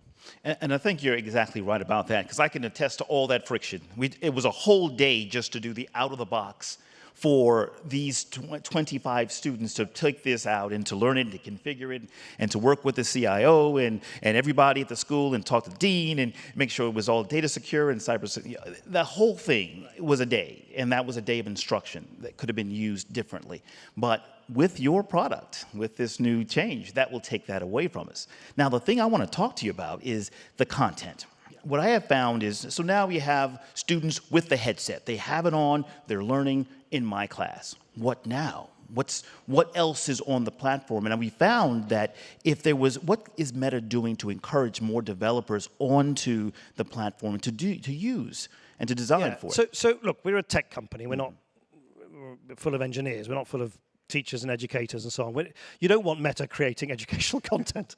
But what we do provide is the platform, is the means, is the infrastructure, if you like, by which content is chosen by, well, it's produced by developers, chosen by educators, and digested by learners. And I think one of the reasons why I believe simplifying the way that content is presented is so important is if it's much easier for folk such as all of you here in this room, to find the right content for that particular age category, for that particular topic or that particular subject at that particular time, and to navigate the VR app store where the library, in effect, the virtual reality library, where that is all stored, that will then create, hopefully, a sort of flywheel, a virtuous circle where developers will be much more incentivized to produce the right kind of content, because it's going to be so much more easy to use. So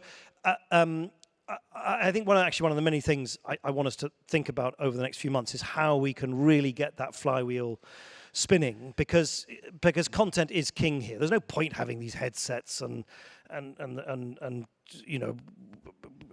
people like me waxing lyrical about the educational potential of virtual reality unless there is the content. Yes, yes. And that's why we need to work in partnership with content developers. It's why it's so important that educators give feedback about the kind of content they want and they can use. But first, we need to do our bit just to make the whole thing work and operate more simply than it currently does. So there's this question between educators. Is this VR, is this platform replacement to teachers, or is this a tool for teachers? And teachers fall on either side of that. And it's something that happens in academia. You don't want to help yourself become jobless, but at the same time, you see the technology helping students. How should educators be thinking about, the device? Look, I'm not an educator. My mum was a teacher, but I see it almost exactly the reverse. I hope it's a wonderful, immersive, participatory, enjoyable tool to allow teachers to do what they do best, which is teach. Here's my view. I wouldn't be surprised if in many years to come, we look back on the way in which we teach particularly kids and think, wow, did we do that? Did we line them up in these joyless sort of lines behind desks to sit there grimly staring at a piece of paper and told to turn the same page in some dreary textbook? Oh my God, did we really do that? We're still doing that. Yeah, but it's serious. I really can envisage these technologies just making education more versatile, and look, we're all sort of anthropologically, we are social beings. We learn from each other. We learn together. And I think that's the great thing about this technology. It's not about putting these headsets on and everyone being cocooned in their own little kind of silo. It's stuff that you do together. I'm sure your class, when they were in the courtroom, were doing exactly that. So I think it's participatory. I think it's engaging. It's very visual. I was hearing from an AI researcher the other day who said something which really resonated with me. I'm sure I'm going to get this wrong and ventriloquize badly, but on his behalf. But he said something along the lines of, he said, we exaggerate language in the way in which people understand and learn and remember things. And he came up with some striking statistic about how your average 4-year-old toddler has consumed way more information and data than even the biggest, fanciest large language model that exists today in this kind of revolution of generative AI that we're going through now. And he said the principal reason for that is because of what you see. You just constantly consume. We're all, at the moment, looking at each other, looking at this room, we're consuming so much information. And it really resonated with me. He sort of said we exaggerate the role of language and of course, of speech. And of course, what VR does is it actually mobilizes all of our senses to learn. And to that extent, I think it's just a really rich tool, which I hope will assist and support teachers, absolutely not displace them. Well, you mentioned AI. Much of this summit was devoted to understanding the role of AI in technology and education and whatnot. How should educators, from your view, I got you right here, how should educators be thinking about AI? And I know it's integrated with some of your material, your devices. Yeah, I mean, I think the thing to remember, AI isn't one thing. Mm-hmm. It's a whole layer, it's a sort of foundational technology. And my own view is that there's been a lot of pretty misplaced and wildly inaccurate hype over the last year or so. Here's the weird thing. We call it artificial intelligence, and yet we as human beings constantly anthropomorphize artificial intelligence. It's a machine. It is not a human being. It doesn't understand the world. These generative AI tools, they can write the most brilliant wedding speech or legal essay. They don't know how to drive a car or clear up a messy table. They don't know the world. They don't know the meaning of the words that they are parroting out and sort of spewing out in response to our prompts. So I think it's really important to kind of slightly aim off from some of the slightly sort of more breathless rhetoric around AI, but they're very powerful tools. They can digest and process huge amounts of information. And I think used well, I don't see why AI, and particularly, I mean, AI, by the way, has been around for ages. It's been around since the 1950s, and companies like Meta have been using AI for a very, very long time. It's just generative AI is the kind of new thing. I don't see why generative AI and these new models can't be used to, firstly, simplify a lot of dreary work for teachers. I think there's a lot of things, and for educators, I think there's a lot of way this technology can be used as a real support to allow teachers to focus on teaching, and particularly when it comes to processing lots of data and lots of information and marshalling a lot of information and producing reports. I think it'll be a huge, huge assistance in all of that. And the second thing is, I think a lot of these AI tools can be used, already are being used, to personalize education. And my rudimentary understanding of a lot of the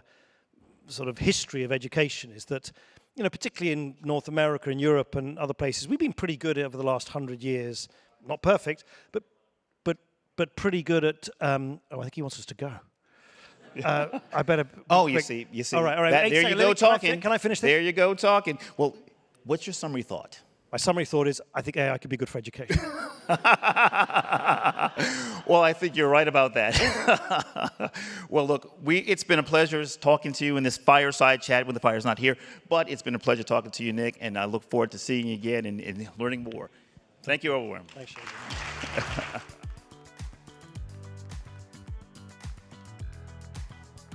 Thank you very much, Sherman and Nick. Appreciate it.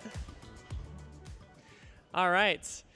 So now we will be shifting the conversation a little bit into mental health. We're really excited to bring out our next panel. I'm going to be handing things over to our moderator for this next conversation, Colleen Russo-Johnson. Colleen is the VP of Digital and Cultural Consumer Insights at Nickelodeon Paramount, and she'll be leading our discussion, joined on stage by Darryl McDaniels, a.k.a. DMC, who I think we all know. Hopefully you've seen him around the summit. He's been incredible performing, doing talks. He has his books. It's really incredible. We're so lucky to have him here. Hip-hop legend, obviously, of Run DMC. He's a philanthropist and an author as well. We're so thrilled to have him here. And as well as DMC, we will have Aaliyah Samuel, who is the president and CEO of the Collaborative for Academic, Social, and Emotional Learning.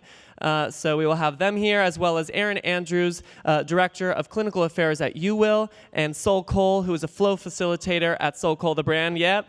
He's also a former NFL player for the New Orleans Saints, and hopefully you've had a chance to spend some time with him because he's been leading moments of mindfulness here at the summit every day. So hopefully you've gotten a chance to participate in those. But if not, we're so lucky to have all of them here for this conversation. So here to discuss the student mental health crisis, we're really thrilled to welcome our panel.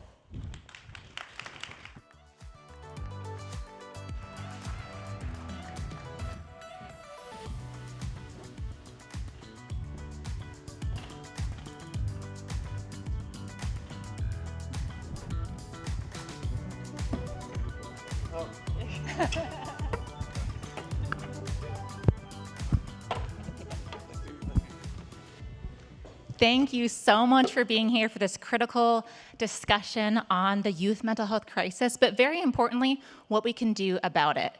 But before we dive in, I have to acknowledge this is the last session of an incredible conference, but that means we're all exhausted. I know I'm extra exhausted, so I thought a great way to kick this off would be to have the incredible Sol Cole lead us in a grounding, breathing exercise. Let's settle in. Find some length in your spine. You sit up nice and tall. If you feel safe, I invite you to close your eyes. And if not, focus your gaze softly in front of you. Just bring your awareness to your breath.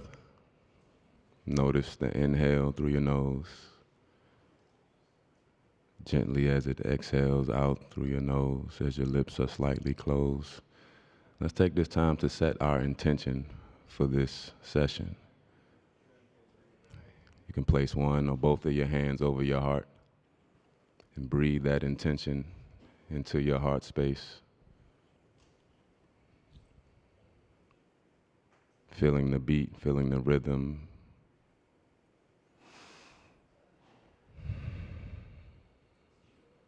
And on your next inhale, in through your nose, An open mouth exhale, releasing that intention into this space. And dropping your hands down by your side. And for this next session, I need some participation for this grounding experience. So I will ground you in your bag with 2 G's. Say the word like, please do the right thing, Spike Lee. The first letter is B. We breathe in through our nose. We breathe out through our mouth. Make that sound audible on the way out 2 more times. In through your nose and out through your mouth. Good, 1 more time. Last one, in and all the way out. Affirm, repeat after me. I am worthy. I am blessed. I am divine. Now 1 more time like you mean it. I am worthy. I am worthy. I am blessed. I am blessed. I am divine. I am divine. Good, good. 2 G's. Give gratitude. Give from your heart. Give from the start. Give openly. Give freely. Give generously. Gratitude. Have a practice of gratitude daily. I am grateful for this moment. I am grateful for every beautiful face in this place. You have now been grounded in your bag with 2 G's. Colleen. Wow, that was amazing. Thank you. Yes, give it up. All of us in this room have a unique why of how we got to the space that we're in. So I'm really curious to hear from these 4 incredible panelists, their unique whys of how they got into the mental health space. They all have very different journeys, and I'm going to pick on Darryl first because Darryl, I have to say, in addition to being the king of hip hop, I would also declare you the king of vulnerability when it comes to discussing mental health. So I'd love for you to walk us through your journey of how the iconic DMC discovered the importance of asking for help and the power of therapy. In 1993, when Run DMC's album Down with the King was released, it was kind of like our comeback. Pete Rock, one of the greatest producers ever in hip-hop, did for Run DMC what people say Run DMC did for Aerosmith. We walked this way. Down with the King brought us back, put us back on the road, back on the charts, back on the radio, back on MTV. The day after we shot the Down with the King video, I woke up the next day and wanted to kill myself. And I didn't know why. And I tried to put my fingers on it. You know, I went through my life, Darryl, McDaniels, Run, Jay, my mother, my father. And there was this empty void in me. And I said, all right, people know the DMC story. If I do kill myself, there's videos and records and, you know, people winning the tours, but they don't know Darryl, who is a little boy Darryl. So I wanted to write a book just in case I was going to leave this existence. So I called my mother up, and at the time, I'm an alcoholic, suicidal, metaphysical, spiritual wreck. So I called my mother up, and I should have told my mother what I was going through, but I didn't. If I could do it all over with what I know now, I would have. But I called my mother up, and I said, Mom, I'm writing this book. I want to know 3 things about the day I was born. How much did I weigh? What time I was born? What hospital? She told me. Hung up the phone, an hour goes by, she calls back with my father. I'm an alcoholic, suicidal, metaphysical, spiritual wreck who's thinking of killing himself. She calls back and says, we have something else to tell you. And I go, what? She says, well, you was a month old when we brought you home and you're adopted, but we love you, bye. So imagine where I was at mentally then. And long story short, after that, I was 35 years old when I found out that I was adopted. Then I found out that I was a foster kid. Then Jam Master Jay got shot and killed. And then my father, Byford, died. So what had happened was when I found out that I was adopted, somebody told me, don't you want to know who your birth mother is? And I was like, nope. You know the record, son of Byford, brother of Al Banners, my mother runs my pal. It's McDaniels, not McDonald's. These rhymes are Darryl's, those burgers are Ronald's. I ran down my family tree, my mother, my father, my brother, and me. Christmas time in Hollis, Queens. But then this person just said, D, that's all good. That's your mother and father, but that's chapter 2 of your story. So when I figured out there was this chapter 1 of my life, I said, in order for me to go down that road of searching for my birth mother and being able to cope with whatever I find, I said I had to be of sound mind and body. So I went to rehab. And in rehab, I discovered the most gangster, powerful thing you could ever do for any man, woman, boy, child, Jewish person, Muslim, or Rastafarian. I found this thing called therapy. So I get out of therapy, and I'm walking around the world, and people haven't seen me. They've seen my friend Run on TV with 10 seasons of Run's House. And people would come up to me and say, D, where you been at? And I would go, well, I was an alcoholic, suicidal, metaphysical, spiritual wreck who found out he was adopted. And I would tell them my story. And people just started saying, D, you talk so openly about your story. So then I realized, because of all of that, the King of Rock, my Adidas Walk This Way thing, telling people that life can be tricky, was the setup for what I was really put here to do. So here I am. No shame about any of it. Remove guilt and shame, you remove the pain. And if you talk about it, if you talk about how you feel, whether good or bad, you will heal. So here I am. Wow. Yes. Inspiring every time. Wow. So, Sol, you also have a very unique path to how you got to where you are, from NFL legend to leading mindfulness expert. And I know that, like Darryl, you also want to, make mindfulness cool for young people, and that a big driver for you has been being that role model that you wished you had as a child growing up. So, talk us through your journey and inspiration. Appreciate you being vulnerable, Darryl. That means a lot. And talking about my story, I'll start with my why. And my why is to use my God-given abilities to be of service. And my story began in 2018. I like to say that I had just finished my last season in the NFL, which I didn't know it was my last season at the time. I go into the off season. I have surgery on my neck and on my hip back-to-back months. And I'm thinking I'm getting ready to prepare to come back for Comeback Player of the Year after having neck surgery and hip surgery. I'm on crutches for 6 weeks and I can't turn my neck. That was the most vulnerable I had ever been. And a lot of you have seen me walking around here. I'm 6'6", right? I could not defend myself for the first time ever. That was scary.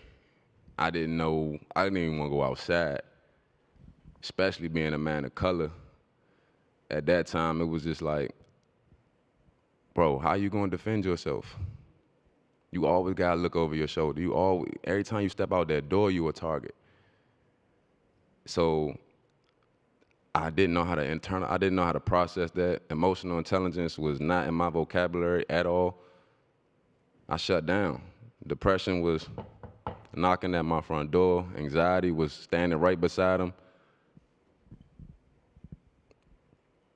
And it was an opportunity for me to make a decision of what I was going to do next.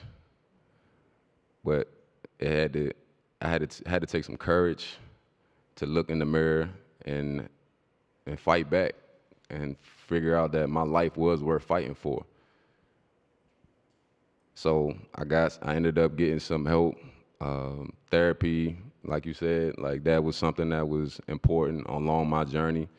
But along that way, I didn't see any representation or lack thereof, especially men of color in this space, sharing their story, being vulnerable, athletes as well. But I realized I had a platform, and I realized that I also have a voice. And maybe I need to be that change agent. Maybe I need to be that champion for change, especially in the mental health. We all deal with mental health. We all have physical health, emotional health, spiritual health. Nobody's above that.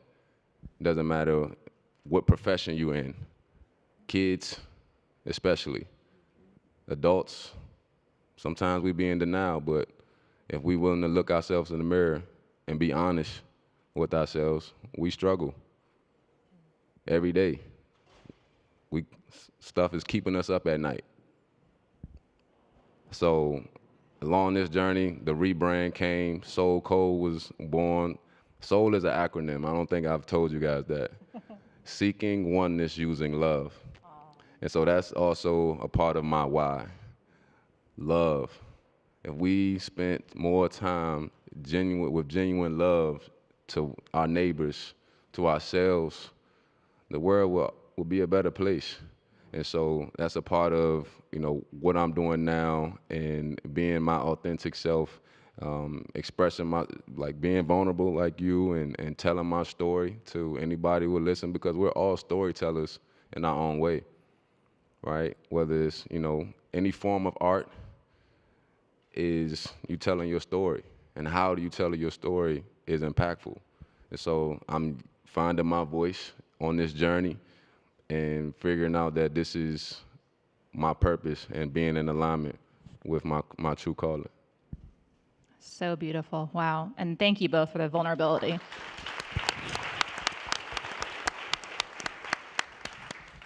Dr. Samuel, you are one of our nation's leading educational experts. What is it about this particular time that led you to focusing on social and emotional learning as the current president and CEO of the esteemed Castle organization? Thanks for that question. And I actually want to use a term that Darryl said. I was really set up for this phase of my life and work. This is my 24th year in education. I started off as a special education teacher, assistant principal, then got into education policy. And as luck would have it, or the universe would have it, I ended up being a deputy assistant secretary at the U.S. Department of Education as a presidential appointee reopening the nation's schools during the pandemic. And so I had my own kindergartner at home, I had a third grader at home, and I'm also trying to reopen, and trust me, I was ready for my kids to go back to school.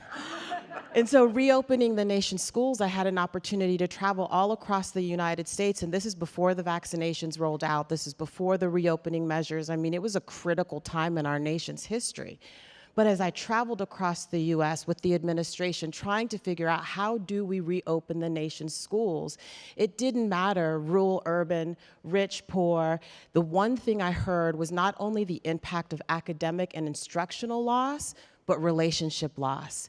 And I realized at that time that for those of us who were around in the 80s and 90s, physical fitness was the big thing then. We had Richard Simmons, we had Jane Fonda, and it was all let's get physical, that we were living in a moment that this issue around social emotional learning and our students' and adults' well-being was going to be the thing for the future.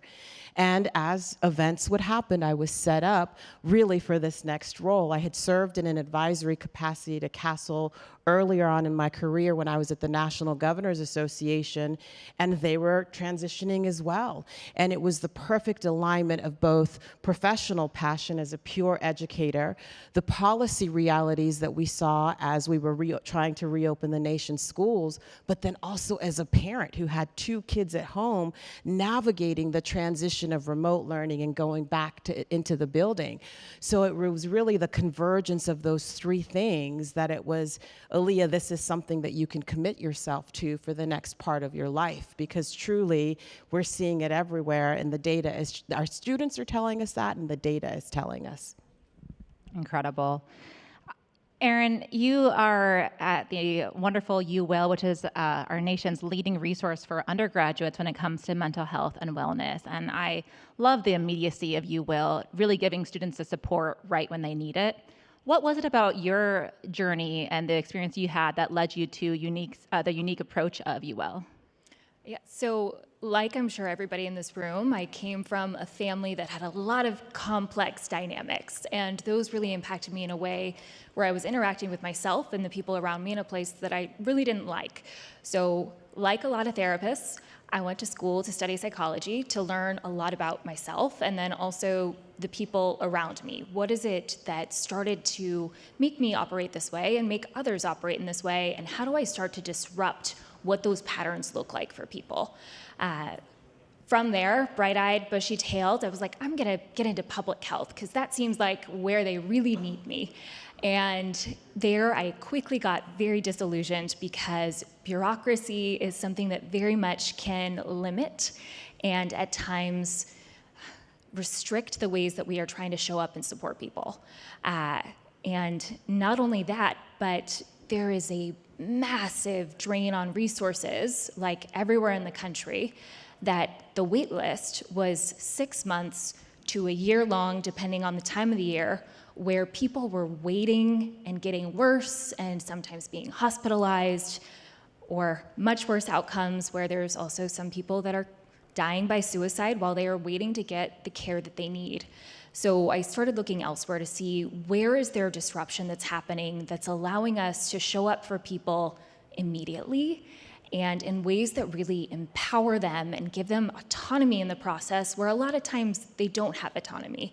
And there's a lot of vulnerability that goes into even asking for help. So how can we have people feel more in control and more like they can get exactly what they need when they need it? And that's what brought me to UWill, because all of those values that I'm mentioning are exactly what they're doing. So what they are doing is giving people immediacy. Somebody can get registered and get an appointment within 5 minutes, which is pretty revolutionary because anybody who has looked for a therapist, myself included, it takes a lot of work to get out there and get an appointment, and you are waiting around. So this is at the tip of people's fingertips. And then the other piece that's also really important is that students are given this opportunity to find somebody who looks like them. In therapy, we have a lot of white therapists, myself included. I'm going to call myself out there. But there are also a lot of diverse counselors and a lot of diverse voices, and they can be hard to find and also have wait lists. So it gives students that access to see somebody who they can identify with and really gives them that rapport and comfort so that they can start therapy on the right foot and have this space that they can just be vulnerable, like Sol and Darryl are doing up here with us today as well, sharing their stories. So a lot of that is what brought me to UWill and what I'm proud to be a part of. So important. I want to focus more on solutions because that's the theme of this conference, right? Here comes the sun. It has to get better, right? We have to have hope at least that it will. My hope is that everyone in this room walks away from today with the inspiration to do something in your organization or school district to improve the mental well-being of your population. Something I love that my very good friend and colleague, the brilliant Makita Mays-Green, often says is, progress does not require perfection. Some movement in the space is better than nothing at all. One thing that MTV and Active Minds have teamed up to do is the Ask campaign. At the show later, you'll have a chance to maybe get one of these bracelets, but it stands for Acknowledge, Support, and Keep in Touch. It's kind of the new stop, drop, and roll for mental health. That's one solution, but there's a lot of things that are happening that I want you to hear about. And Dr. Samuel, I want to start with you because, this mental health crisis is not just impacting students' ability to learn, it's impacting their very ability to show up for school. Chronic absenteeism rates are through the roof. We've never seen anything like this, and it's happening across all demographics. Can you talk to us more about this and why social emotional learning is such a critical solution for this? Sure. I just want to share 2 statistics. So prior to the pandemic, the chronic absenteeism rate was hovering at about 18%. Post-pandemic, we're at 30%. And why that's so striking is that it is across, again, all demographics, urban, rural, rich, white, black, poor, doesn't matter. Our kids are not showing up to school. And if you're not in school, you can't learn. Another really interesting statistic, this is Castle's 30th year. When Castle was born 30 years ago, the mental health crisis was about 20% of our nation's youth. And at that time, that number was startling. Now we're at almost 50% of our young people reporting mental health issues, depression, anxiety. So our numbers are not trending in the right way. And as a peer educator, what does an educator do? Create a Venn diagram. So what I'd like to share is that, and it is Castle Blue, very on brand for us. What I'd like to share and just clarify is that social emotional learning is not mental health. It is not therapy. What social emotional learning is and does in the classroom is provide universal supports that we know all kids need to be able to thrive, not only academically, but within their relationships as well. And we know that a child having one adult in their life that they have strong relationships practice with can help reduce depression, it can help reduce anxiety, it can help reduce suicide ideation. Just one adult. And so many of our young people right now don't have that relationship. The second thing is we know that, and I am a peer educator, so I feel I can say this, is that every education setting is not a safe one. So how do we create safe and supportive environments, school environments, where every single child, regardless of who they are, where they come from, they have an opportunity to learn and be their best self? Because every single kid wants at least one thing when they go to school, which is what? To make friends. And we know these skills are critical. And then the skill development, actually being able to practice the skills of how do you manage yourself? How do you manage your emotions? How do you work cooperatively with others? And having the professional development, one, for our educators to be able to name those skills and encourage those skills in the classroom, which we know is the most organic place where kids learn and can practice these skills, are all the components that can help attribute stronger social emotional learning skills, which then serve as a buffer or proxy to less mental health issues. And so it's important that we really consider the two together. And I will just say one other thing. Coming out of the pandemic, we cannot academic our way out of this. We can't separate or bifurcate SEL or social emotional learning and academics. If we want our kids to truly recover from the pandemic, we need to continue the integration of them both, the academics and their social and emotional well-being.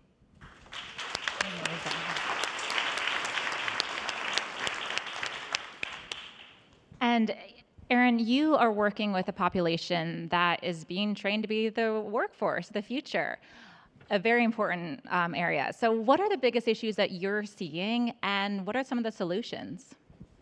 The issues have stayed pretty consistent, where for students, it's still a lot of stress, a lot of academic concerns, a lot going on with relationship dynamics, a lot of depression, a lot of anxiety. And that's standard across the board. It's not just for our college students.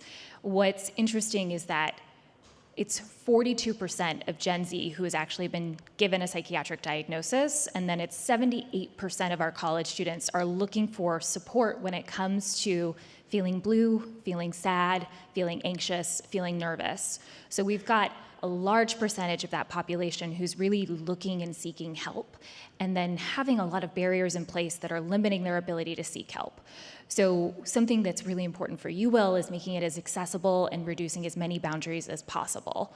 So it's things like making it something that's free and available through school, making it something that's quick, where there's not this long, complicated intake that's preventing them from getting things that they need, but it's also switching the lens. So for us, we do a lot of strength-based, solution-focused work. So it's things like distilling hope and a lot of different things within our language. So instead of that presenting concern, it's becoming, what's your current challenge? What's the thing that's not going right now? And how do we make sure that you know that this is transient, that it's okay to be uncomfortable, that being uncomfortable is normal, and that that's also where growth happens. A lot of our college students are really struggling with, how do I tolerate distress? And something that for some of us we're thinking of as everyday occurrences, for them are panic attack inducing and feel like the end of the world. So in our sessions, we're really focusing on giving them those distress tolerance skills and making sure that they know how to show up in their own lives and take care of themselves. And what does that look like? And there are foundational things like exercise, and then there are things that are a lot more complex, like how do I start communicating assertively instead of just taking things passively? How do I put up boundaries in my relationships so that I'm getting what I need while other people are also getting what they need? And really just making sure that they have everything that they need so that they're entering that workforce prepared to be independent and fully functioning adults who feel confident in their ability to take on the world, which right now they are not necessarily feeling. Absolutely. And, you know, Dr. Samuel, you have a quote that relates to that about the importance of supporting our teachers and professional development. I'm going to call you out because Sol loves this. I said this There's a saying you hear often in education, and actually one of our presenters at our conference last November said it, that if you, her session was on this, that if you don't feed the teachers, they'll devour the children. And so just thinking about really how do we support, I mean, it's true, and I would even venture to say it's if you don't feed the adults, because it can be parent, caregiver, teacher. And so how are we really thinking about these supports, not only for the children who are so impacted and looking to us for support, but how do we support the very adults who are modeling the behaviors that we know our young people need? Absolutely, it's so powerful. Wow. So Darryl, can you talk to us about your books? I have to say, Darryl's Dream is a big hit in my household. My kids love it. Tell us more about those, and also just what you're doing to help fill that void that I know you so desperately wish had been filled when you're younger, so you could have gotten to where you were sooner. Well, I guess what we're saying here, a lot of the situations that happen to us with mental health are present when we're young, even when we're kids. Think about it like this. Our worlds is our families, our friends, our relationships, our jobs and our careers, and just interaction with, everyday people. It's the same thing for the kids, but their world is their households, their streets, their backyards, their classrooms, and their playgrounds. So a lot of things like confusion and self-esteem and being afraid happens in the classroom. It's the same way it happens to us in school, high school, and at work. So Cole would have been a savior for me because a lot of things that hit me later in life was always present in my life. My first day at St. John's University, I get up to the campus, and I wish Will was there too. I get there, me and my best friend Douglas Hayes, we went to school from kindergarten to 8th grade together, and then we went to school from 9th grade to 12th grade together. So he's the one that told me when we graduate, pick St. John's and pick business management. So one of the morals is, don't listen to your friends.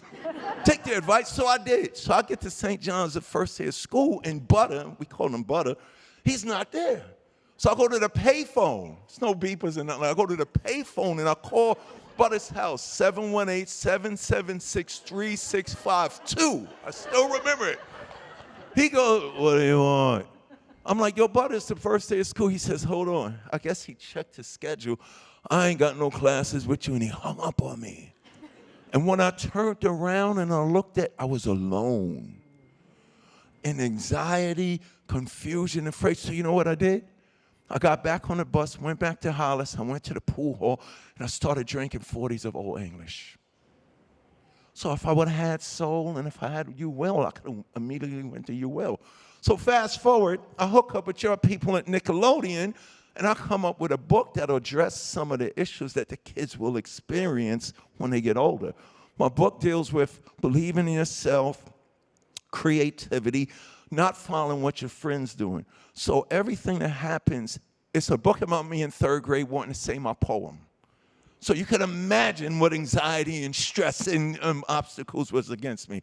So I decided to do Darryl's Dream to have a way to communicate and prepare the kids to let them know that some of those skills and abilities and capabilities are present in you now. And I always tell them, it's cool to be scared. I've been in the music business for 40 years. This is 3rd graders. And I still get scared before I go on stage. And they look at me, you do? And I'm like, yes. And to deal with my depression and alcoholism and OCD. And when I checked in the rehab, they put the 10 characteristics of a addictive personality on the blackboard. I was all of them. And the therapist and everybody started clapping. And I was like, what are you clapping for? You're on the way your recovery because you're being truthful and honest. So when I got out of rehab, I wrote a book called 10 Ways Not to Commit Suicide, because you don't have to do it. So I'm using art and creativity, and soul is also to communicate in a way that is comfortable. And whether you're a 3rd grader or 4th grader or even a kindergarten or a grown person, you will be able to understand. My greatest achievement isn't Rock and Roll Hall of Fame, isn't all the awards and first to go gold, first to go platinum. My greatest achievement is sitting here, living on this earth as an example. You can beat and defeat whatever you are struggling against.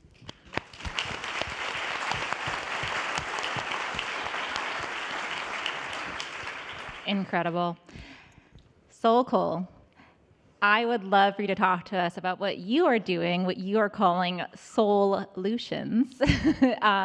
And you have a new solution, Mighty Soul. So tell us about it. So Mighty Soul is a reflection of my inner child. And this seed was actually planted almost 3 years ago, and I just been sitting on it because I didn't know what to do with it. I had so many other ideas that I was working on, the meditation mixtape, volume 1, affirmations and ad-libs. And now I'm sitting with this cartoon character who's, you know, a representation of my inner child, but I was like, what do you want to actually do with this? Like, so I sat with it, and I just put it in the chamber for, you know, a year or two, and now here we are, and I feel like, anybody in here like the color? All right, cool. I just want to see if y'all was honest. All right. 'Cause I got adult coloring books myself. And so I spend a lot of time coloring, and it's therapeutic for me, right? I got the 250 color pencil pack, like the travel pack, like I'm serious with it. And so I would spend time just coloring, but then I realized like kids love coloring too. And during the pandemic, I actually had an opportunity, so shout out to Discovery Lane, it's a charter school in Southern Maryland. They actually allowed me to come in and teach mindfulness to their first and second graders, 30 minutes once a week. So appreciate that. And it was virtual and in person. So and I don't have I'm not a pure educator. So I didn't go to school training for this. My training was training camp in the summer for football. So I told the teacher, I said, as long as you know that this is not my thing, but she allowed me to do that, and those kids would sit in silence for 60 seconds and allow me to, you know, guide them to breathe. You know how hard that is? They were sitting still, they was breathing, and this was virtual. So that's when I knew I got a gift, and I need to figure out a way to bring this to life. And so this is the first therapeutic tool, a solution that I'm offering to these kids that'll be on Amazon by the end of this month. So there we go. Congratulations. Wow, thank you. Please give it up for these incredible panelists. Thank you so much.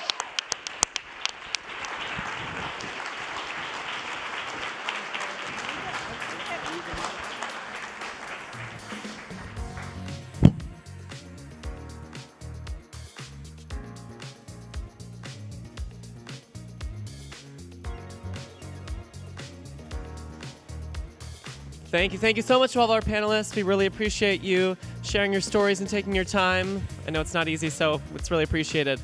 And thank you all of you for sticking around. We're really excited to bring up our next panel of guests. And so soon we'll bring to stage, joining us will be Keith Brooks, CEO and founder of the National Fellowship for Black and Latino Male Educators.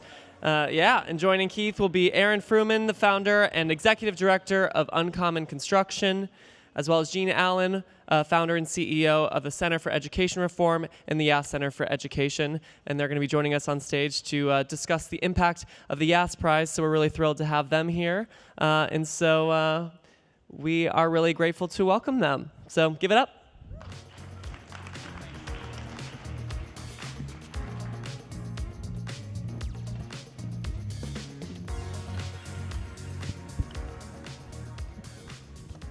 So Sol just talked about things worth fighting for. This morning, I had the honor and privilege of being interviewed by two young ladies who go to high school 2 miles from the border, Bella and Andrea. It was for Road Trip Nation. And they were interviewing me about my career path because Road Trip Nation helps take students down different career paths they may not have thought about. And I found myself interviewing them about their experience.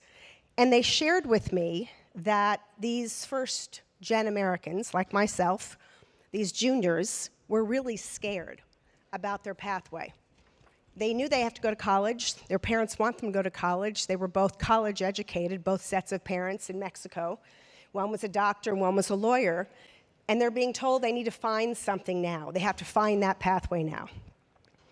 And as I sat there listening to them and counseling them and doing what all of us would have done is give them our thoughts about what they should do, I got angry and I got a lot of anxiety because I thought about this room, this effort, the work we all do, and how many shiny pennies, toys, incredible programs, and efforts we have to help students like them.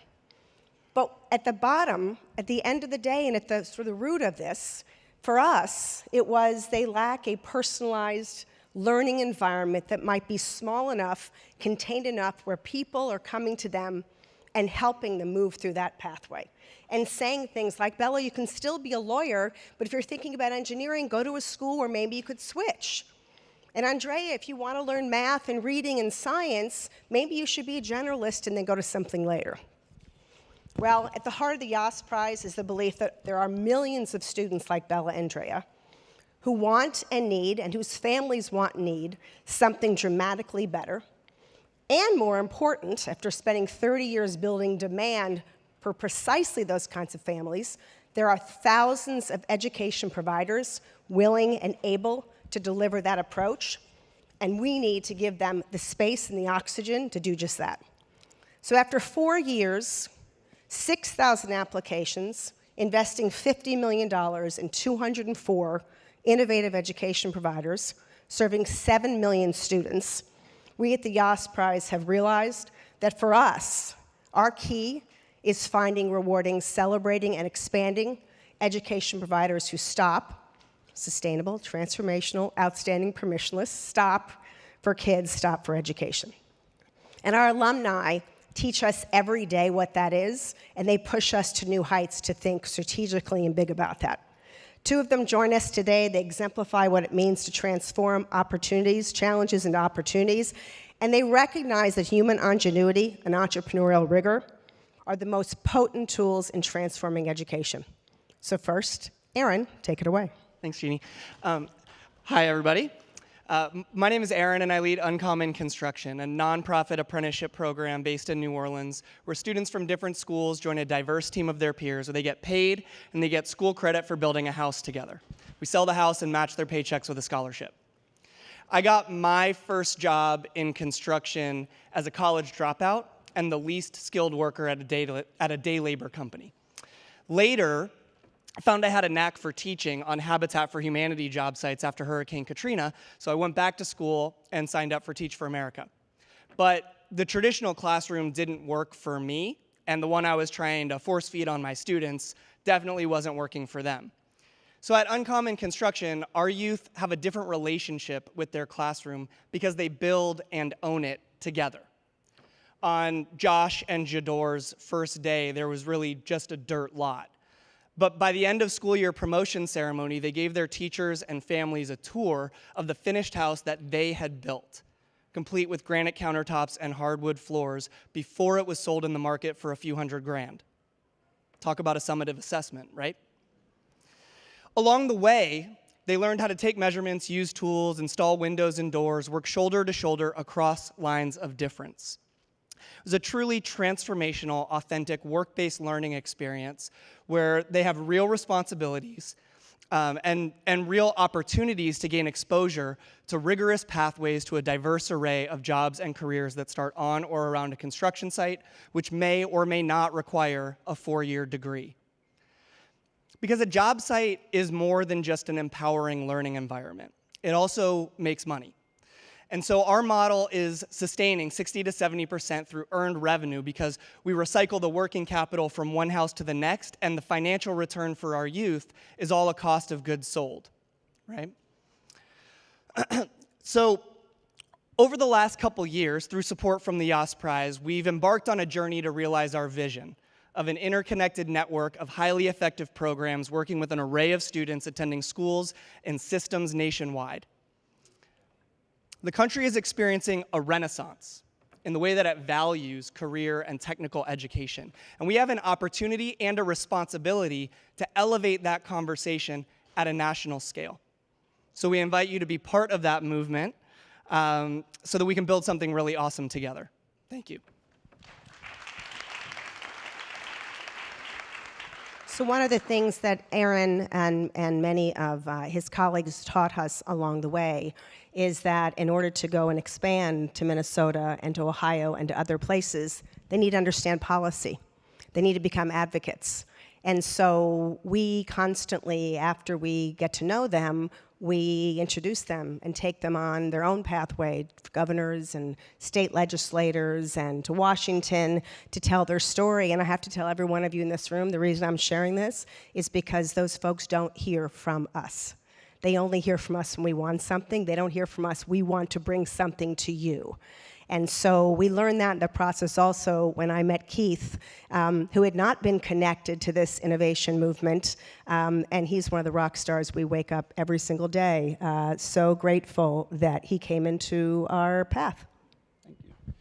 Thank you. In 2012, I founded a school as a middle school principal. And in 2018, I realized my dream to create a school I would send my kids to. And I was their principal my last year as a principal. But that dream almost didn't happen. As a first-year teacher, I almost quit 3 times. As an assistant principal, I shouldered the burdens of the school so much so that it almost broke me and my marriage. As a principal, I was the only black male principal out of 32 in the school, and while my peers were afforded the opportunity to focus on student achievement and test scores, I often had to self-affirm that I belong in those rooms. I found myself, after being a principal, lost on my journey to finding more senior and C-level roles.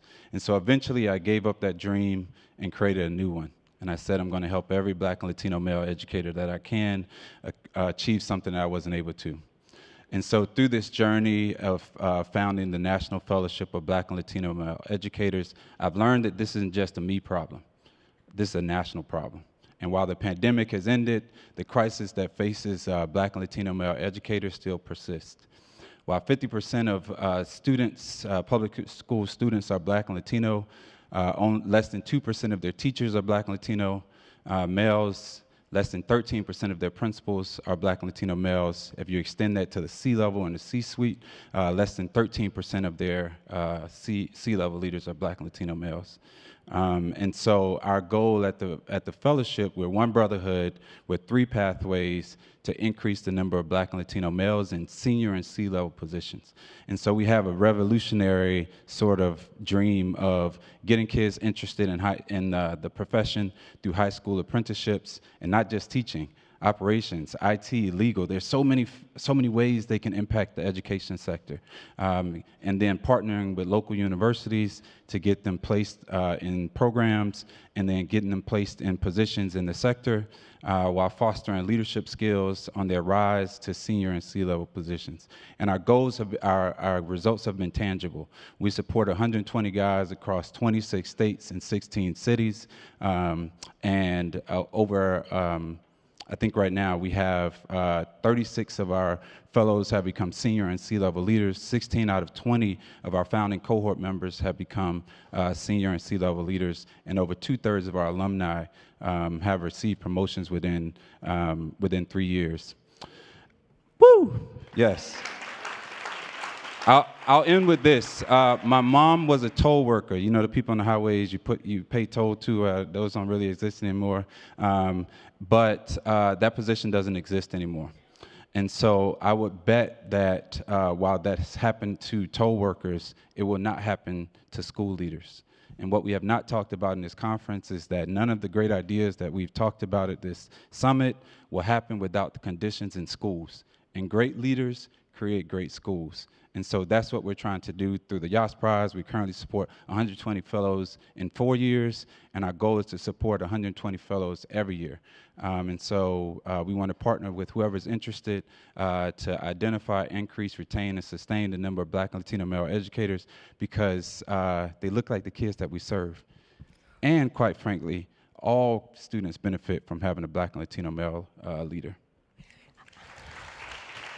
I don't know about you, but I could listen to Keith and Erin all day. We only had a brief 10 minutes. I'm going over by 30 seconds to share this with you. But I will tell you that we are sector agnostic, and what's so exciting every day is to put together in rooms, on Zooms, and in our various events and accelerators, public, private, charter, micro school, ed tech, for-profit, nonprofit, and to see all of them end up creating partnerships together is what I hope for all of you will take out of this, and to extend it back to policy, because going back to people like Bella and Andrea, they can't go to schools that are personalized, tailored to their needs, flexible, able to turn on a dime, give them what they want, help them get a pathway to college, unless they have the same kind of power, options, and choices that all of us coming to this event have in this room. Thank you so much. We'll be all around if you want to connect with us. Right. Thank you so much to all of our panelists. I also just want to take a moment to remind you all that tonight's closing ceremony is going to be over at the Shell, which is just a short walk away from here. The reception will start at 4:45 with food and drink, and then we'll start the actual program at 5:45. So definitely get over there as soon as you can. Enjoy. It's going to be great. We have a ton of great speakers and guests, and it's going to be a good time. But in the meantime, we'll be closing out the Sun Stage here with a really exciting conversation. I'm very thrilled to turn things over to our moderator, Soledad O'Brien. She is an award-winning journalist and news anchor on CNN, MSNBC, The Today Show, and so much more. She was inducted into the Broadcasting and Cable Hall of Fame in May 2023. She hosts many podcasts. She wrote a critically acclaimed memoir, The Next Big Story, and she's also the CEO of Soledad O'Brien Productions. And so she will be joined on stage by Liz Willen, the editor-in-chief of the Hechinger Report, as well as Atnre, Alleyne, co-founder and CEO of Teen Sharp, and Rick Sander, the distinguished professor of law at UCLA School of Law. So we're really excited for this conversation, and it is my pleasure to turn things over to Soledad and our panel.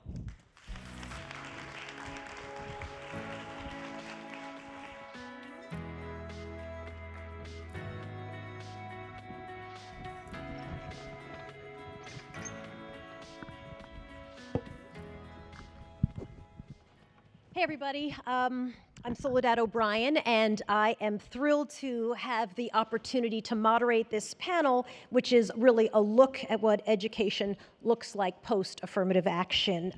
Soledad O'Brien Productions has partnered with the Hechinger Report for a documentary that we did. I'm going to be showing a couple of clips of that doc.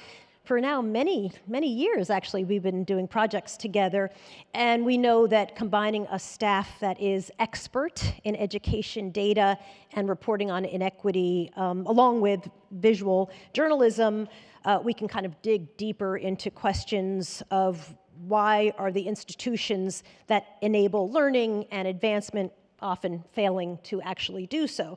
So this partnership has allowed us to leverage having multiple reporters, and that means that we can cover lots of different territory and present our work in different formats.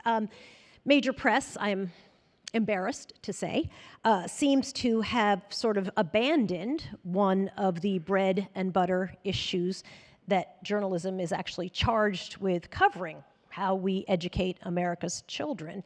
And without nonprofit journalists, I think it's fair to say, like the ones at the Hechinger Report, we would fail to give the public critical information and analysis on a fundamental service that governments deliver to their children. So with that, we'll get started. In our documentary, we wanted to examine the aftermath of affirmative action. What happened? Why? What is the landscape going to look like as we move forward? So I'd like to begin with a very short clip from our documentary. Will you play that, please?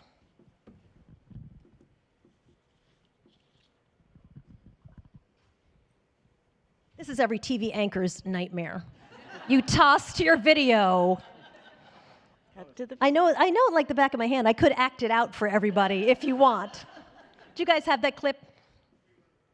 They're working on it. Okay, we'll give you a second. Well, Liz, while we're waiting for that clip, why don't you start us off and give us a description? We started in that story of telling the story of students. The documentary really follows students. Why don't you inform everybody? And that is such an important point here.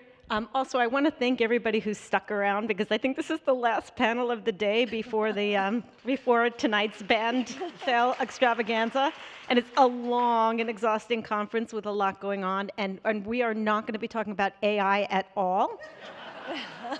So I'm so pleased that you're still here. And while we're waiting for the clip, I wanted to say it's been such a pleasure working on this documentary with these guys because we got to know families and students and really tell the story. I mean, there's a lot of history about the Supreme Court decision, of course. We'll touch on that a little bit, and you'll hear that in the documentary. But what really matters is how it impacts students. And in particular, we followed a family called the Rodriguez family, and I think if we get the clip up, you'll see a little bit more about them and what they went through in their journey. But I do want you to know what we really are trying to find out here, and we don't know so many answers to, is what is going to happen next. It was last year in June that the Supreme Court knocked out race-conscious admissions as a factor. That had a huge impact on the students that one of the stars of the film, who you'll also meet here, Atnre Alleyne, the students that he works with, some incredible students, and he's doing great work with them. You'll really get a chance to see what happens to them. And in a lot of this, we still don't know the answer to, And you might be screening the doc on your flight home on the plane. Do you guys have that clip or no? Because we'll move forward without it. Okay, you're going to have to screen it by yourselves. It is streaming on CBS. Well, let me give a better and longer introduction for all of my panelists. The clip really sets up one of the young students that we follow. We basically just do a follow doc on what does it look like now that affirmative action has ended. Liz Willen, who you met a moment ago, is the editor-in-chief of the Hechinger Report, longtime journalist in education. She's led the Hechinger staff since 2011, I think. Something like that. Richard Sanders, right next to me, is a professor of law at UCLA. He's also an economist. He's taught at UCLA since 1989, where he serves as director of the UCLA Rand Center for Law and Public Policy. He evaluates social inequity and also social policies. That's nice to have you. And Atnre Alleyne is a co-founder of Teen Sharp, an organization that prepares students of color for top colleges and equity-centered leadership. So then, Liz, since we don't have our clips, let's just kick off our conversation. And I want you to first give us a little history about affirmative action. What was the state of college admissions before this decision was made? Well, before this decision, we're going to go back a little bit to something that happened here at ASU GSV. Did anyone see Ruby Bridges speak? To me, that was the most incredible way to start thinking about what we want to talk about here in this panel, because she was 6 years old when she integrated schools in Louisiana and New Orleans, and really gave a powerful story of what it was like to be the only Black student.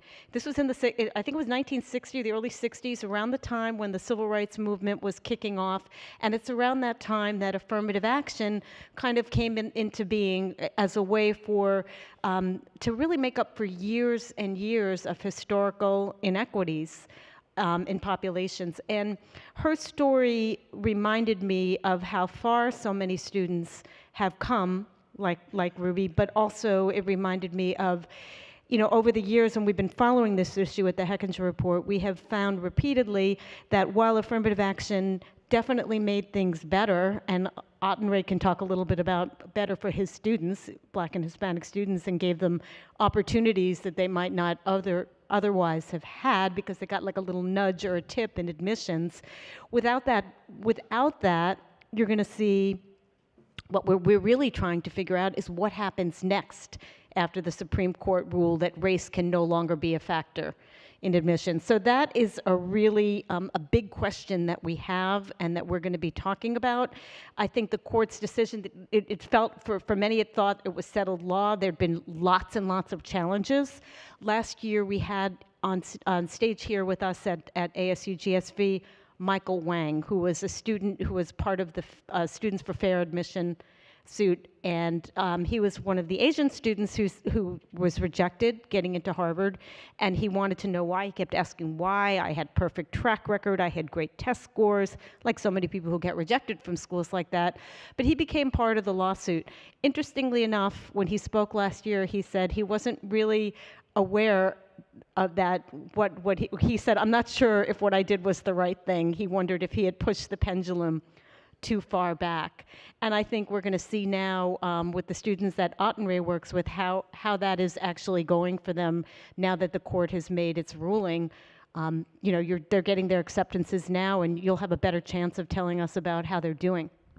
Liz, let me ask you just one more question before we move on to Richard, which is, what has worked when it comes to diversifying the student body? I think there's a sense that from some, I know this in newsrooms, that affirmative action opened up the doors, black students and Latino students were flooding in, and the numbers were amazing, and it's been wildly successful, and the truth is that is just inaccurate. Hardly. Our reporting at the Heckler Report found, particularly at the flagship schools, for example, students of color were way, way behind. I don't want to say, we're talking about blacks and Hispanics. I'm going to be very specific here.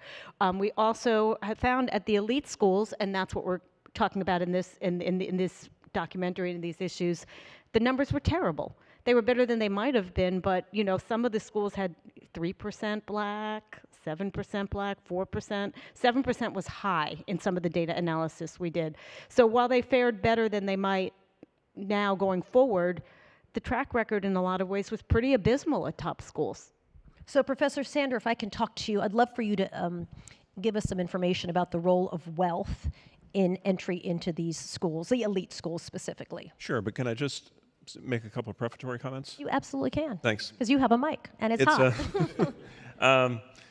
So this is a complex topic, and we have very little time to talk about it. So forgive me for engaging in generalizations.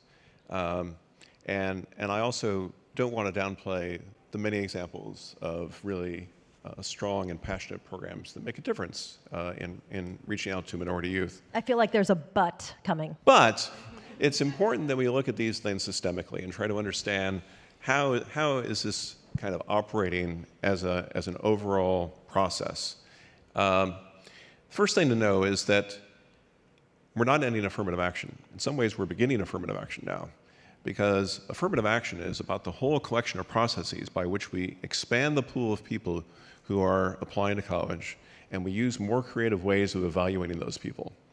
I observed at the University of California, which passed a ban on racial preferences back in 1996, that event sparked a whole generation of creativity that greatly expanded the pool of people in California who are going to college. The numbers, we not only dramatically improved the socioeconomic diversity, but by, I'd say, 9 out of 10 metrics, we improved the racial diversity over time, too, because we were doing a better job of expanding the pool and preparing people for college.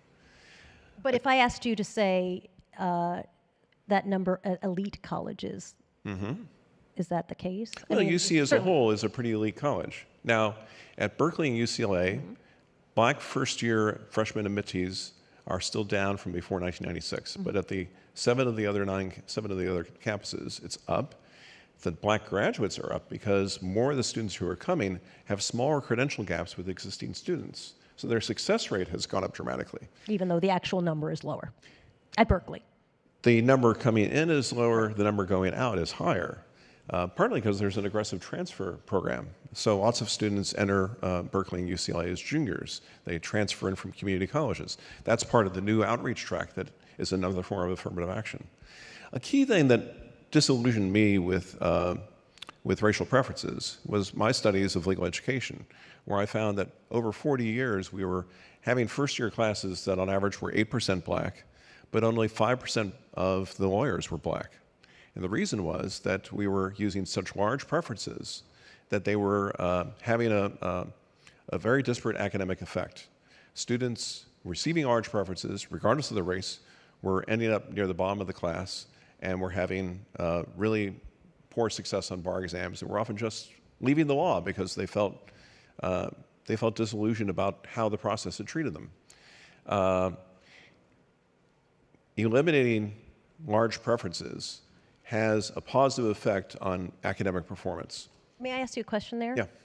You're attributing that to those students being, I believe, being unqualified, and I would imagine others could argue, well, maybe there is a process in law school that is challenging to black students that has to do more about race and racism and not necessarily a lack of qualification. Right, and that was probably a question that I started the whole enterprise with. But when you control for race, you find what matters is the credentials gap. And it's not a question of being unqualified, it's a question of what school you're going to.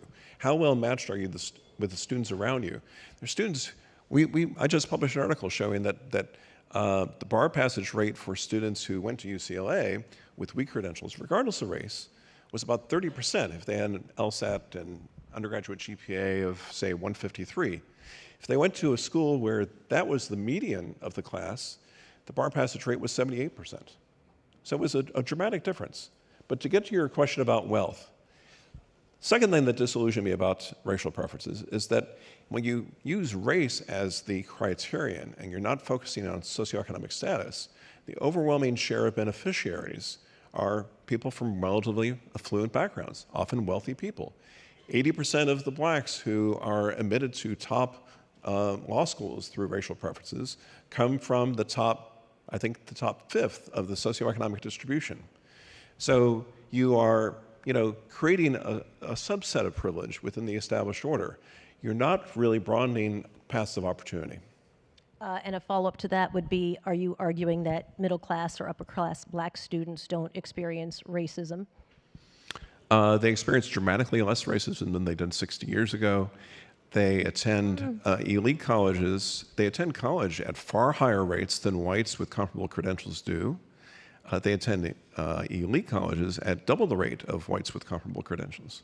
We know that wealthy students will, I think the number is either double or triple the number of wealthy students will go off to elite colleges specifically than their counterparts who are middle class and might actually have better academics. So it seems to me if there's an affirmative action, it might really be toward wealthy students, that money is playing a giant role in this. Right, but my point is that racial preferences tended to rigidify that system instead of breaking it down.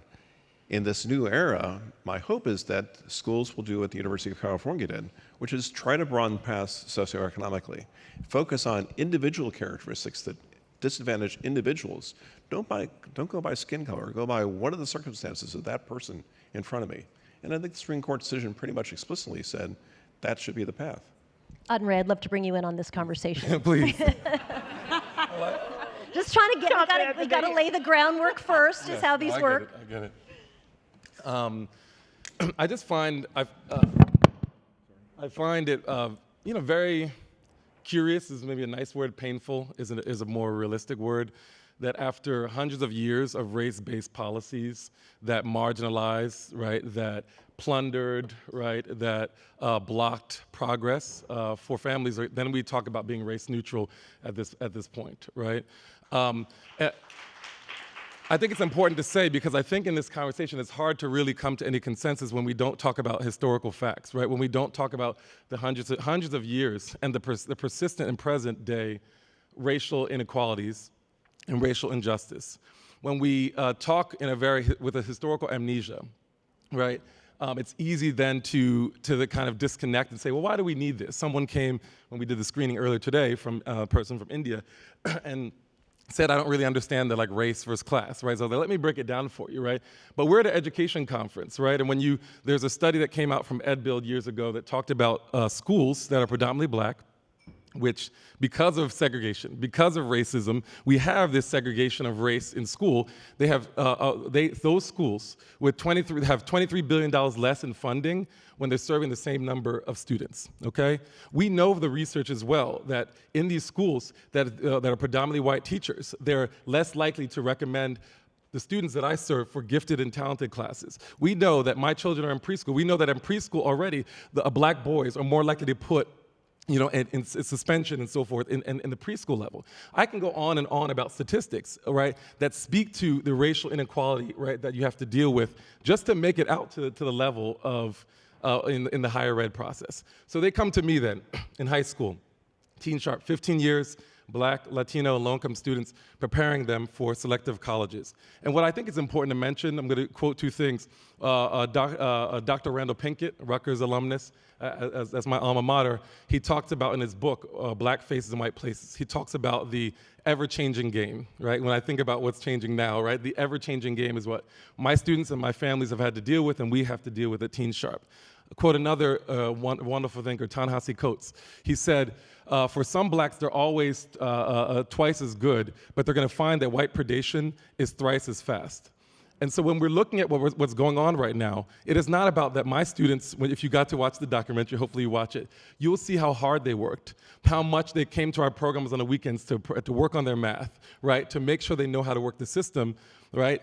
And after all of that, we've had 500 plus alums who've gone to selective colleges. I can count on my hands how many of them had a really high SAT score, right? But yet they go to these colleges and they finish. They go to these colleges and they win leadership awards. They go to these colleges. 3 of my alums last year won the Obama and Brian Chesky Fellowship. They pick 100 students across the country, and 3 came from my program. They're talented, they're amazing, and they're hardworking. The issue is that we have systemic racism, and right now we're trying to be race neutral after hundreds of years of leaning into racism. So that is the thing that I want to continue to engage about.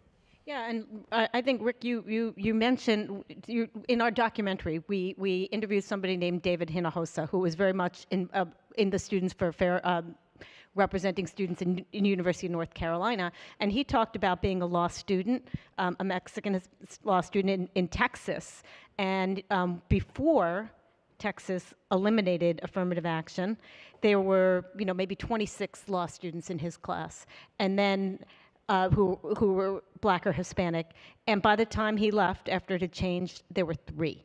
So I'm not sure where your numbers are coming from, because we also, the data we looked at, it both in Texas and in California, Florida, places that no longer allow race-based admissions, the numbers dropped dramatically. We saw far fewer Black and Hispanic students at these schools. So you kind of made it sound like didn't make much of a difference.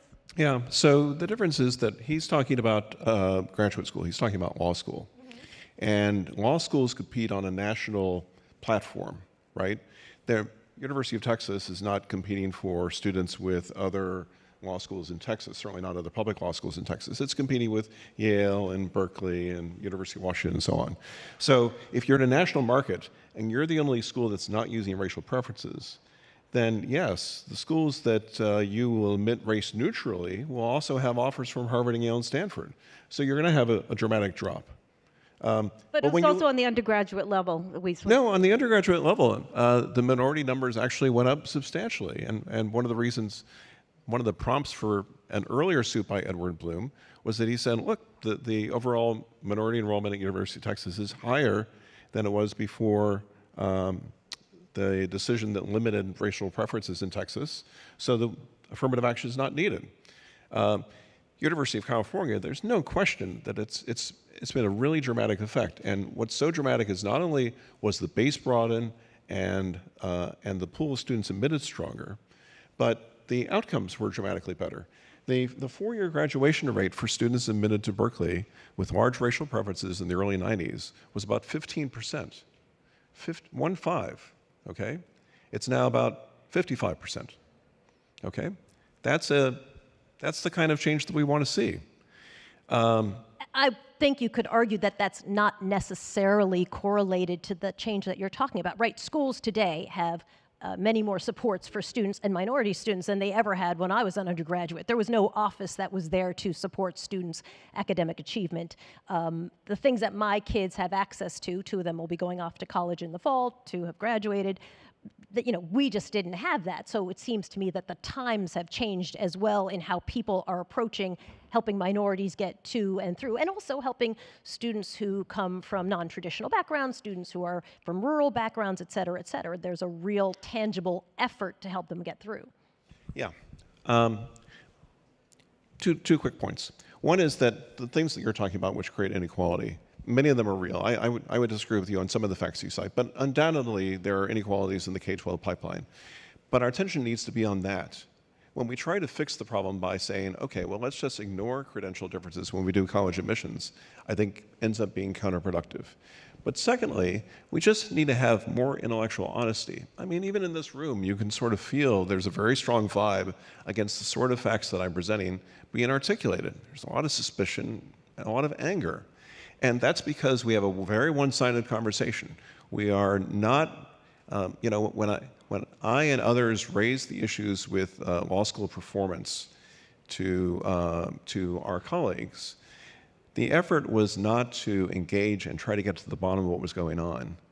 The effort was to eliminate any data that could be used to further research. And this has been, this is something I experienced for over a decade. everyone who knows about my work knows that I made many, many good faith efforts to get transparency from institutions. And, you know, they didn't provide it. When you experience dishonesty like that on that scale, you tend to think that, well, maybe we should just shut it down.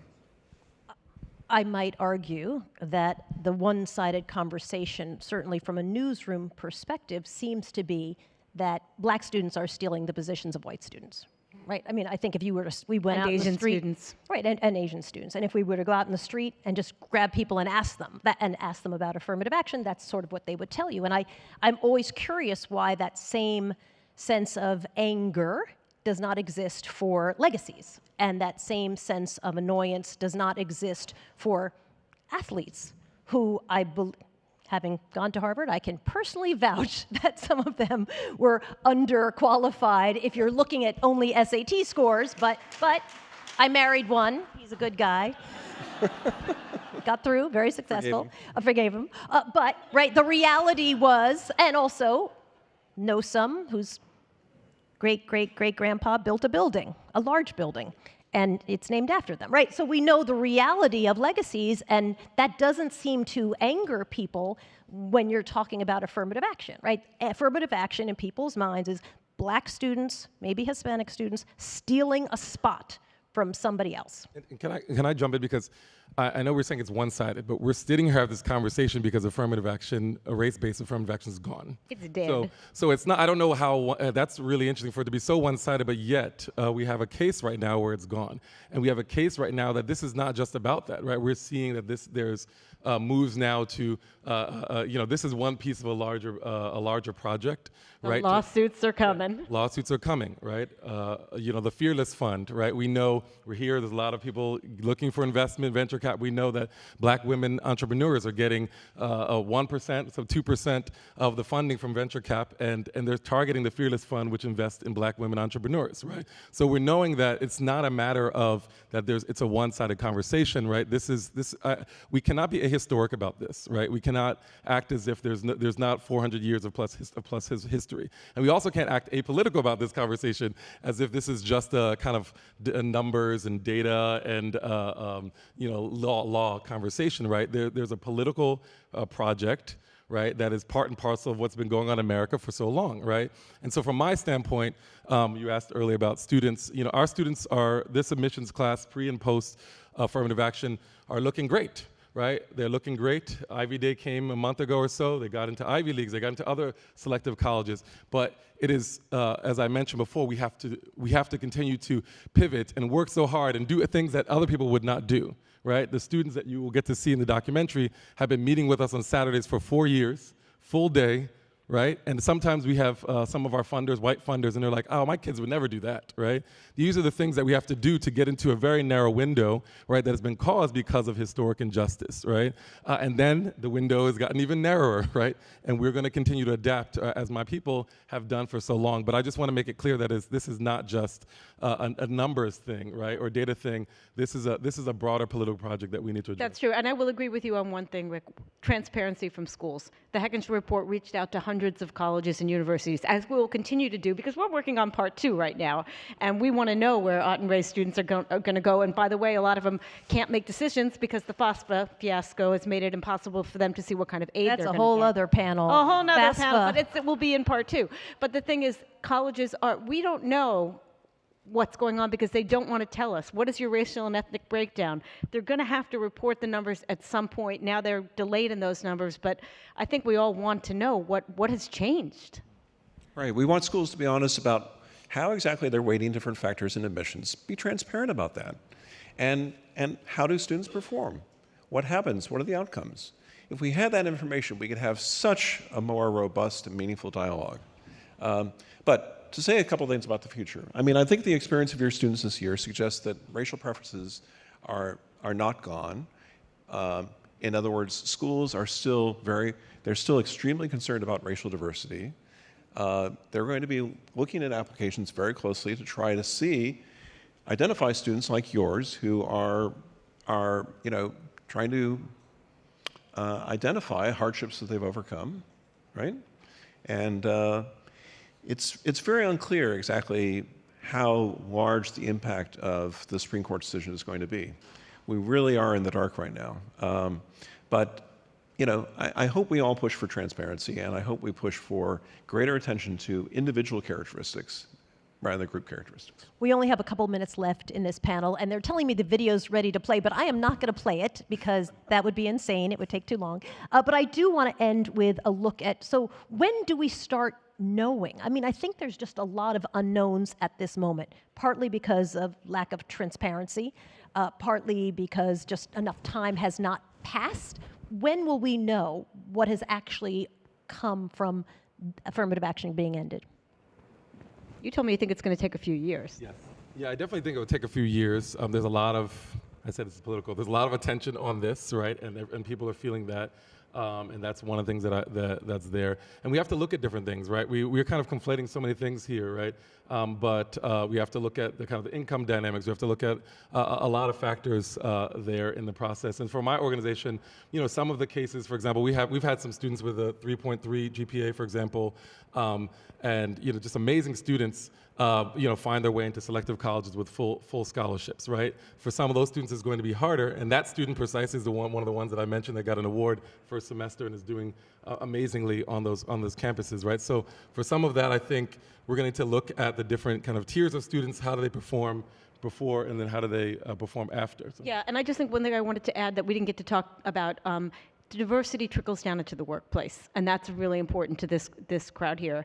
And if the schools are becoming whiter and wealthier and more elite, so will our workplace. I mean, your students, you don't know about yours, we also have to remember, are very self-selected. They're working so hard with you, and that's not nationally what you're going to see because of the lack of school counselors to really give them the kind of a hands-on attention that you've been giving these students.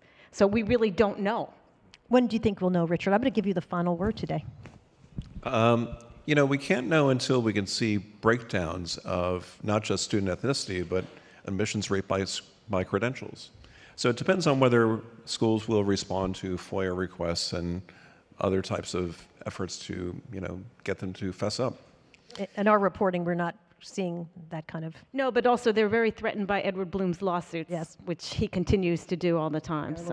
Just one other thing, you know, we are at 0, 0, 0. Yeah. So make it a very tight other thing. It's really tight, but the court's decision has placed a lot of pressure on schools to tone down legacy preferences, which I am enthusiastically pushing. I'd be curious to follow that as well, because that correlates to big donor dollars sometimes at certain schools, so I'm not sure how much they're going to tamp down on that. I want to thank my panelists. Thank you, guys. Appreciate it. And thank the audience. Thank you for sticking with us, even though our clips were non-existent. I hope you'll get a chance to screen the documentary. It's streaming right now on CBS. Appreciate it, everybody. All right, thank you so much to Soledad. Thank you so much to our panelists. If you're heading out of this room, please use these doors back here, not the ones on the side. We will see you over at the Shell. The reception starts very soon, so head over there whenever you're feeling like it. But thank you so much for joining us this afternoon. Thank you for the past couple days. We really appreciate it, and enjoy the rest of your time. Appreciate it. Have fun tonight. Bye, guys.